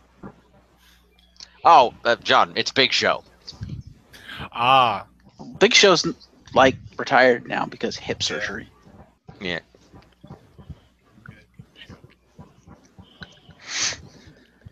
Is it Goldust? It could be Goldust. There you go. It That'll could work. be Goldust. Our truth. It's our truth. That's what's up. It's never our truth. Well, that's what he comes out for now. He comes out to make the Young Bucks look good. True. All right. Anyway. Dude, the Young Bucks signed? Yeah. No. That's the craziest news I heard since I know. Rude jumped back. Yes. Right? And Braun Strowman challenges the reigning, defending, undisputed Universal Champion, Brock Lesnar. Not after Sunday. Braun Strowman. Yep, I'm going with Strowman. I would like it to be Strowman, but I don't know. I would very much like it to be Strowman. I would like Strowman to be champion. But I have that we still want to save Brock for Roman thing in the back of my head. Yeah, I can see that. But they're I not wouldn't going be to... surprised if Brock won, but I feel like Strowman. Well, unless they're doing Roman v. Brock at Survivor Series, it doesn't make sense for Brock to retain. Right. Maybe they will. He'll beat Cena, and then he'll be like, "Oh, now I'm just gonna go after Brock." And then Brock's like, "No, you have to fight player 2 Roman Reigns first." Huh. No, Roman, you have to beat the man that you've never beaten. You have to go against Braun Strowman again. Braun Strowman is Goro. There you go. Yes. Strowman, finish him. Doodaloo. Goro didn't have a fatality. Yeah, he did, didn't he? Wasn't his fatality where he grabs you with two of his arms, picks you up, and beats your chest with his other two arms, exploding your body? Was that in the first one? Boom, boom, boom, boom, boom. I thought it was when he picked you up with his 4 arms and he just put 2 of his arms on your arms and 2 of his arms on your legs, just ripped you in half. I feel like that was later. So I remember him ripping you, like just pulling you in half, but I'm fairly certain he had the grab in the first one. I don't know if it was a fatality in the first one. It might have been just a regular grab, but I know he he wasn't playable in the first one, so it would have been like super rare to actually see the computer do it. Yeah. Yeah.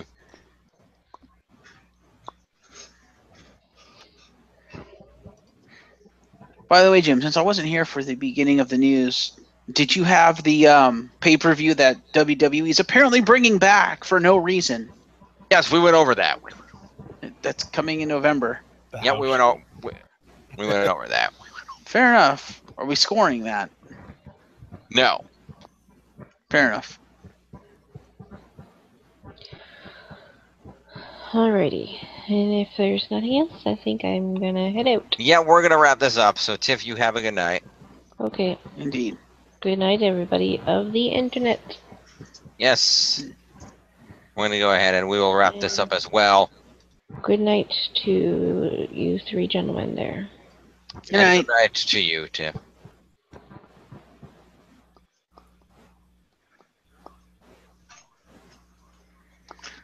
Also, I'm just noting here, apparently the earliest note of Goro fatalities is MKD. MK what? D. Deception. Yeah. Really? Wow. I'm seeing Deception, I'm seeing MKSM, I'm seeing MKX, and MK 2011. Fair enough. MKSM. Oh my. Yes. Your safe word is mine. Okay.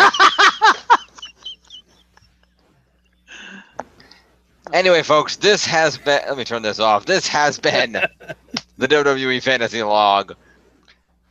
Of course, we will see you this coming Thursday night for No Mercy, for our scoring of No Mercy.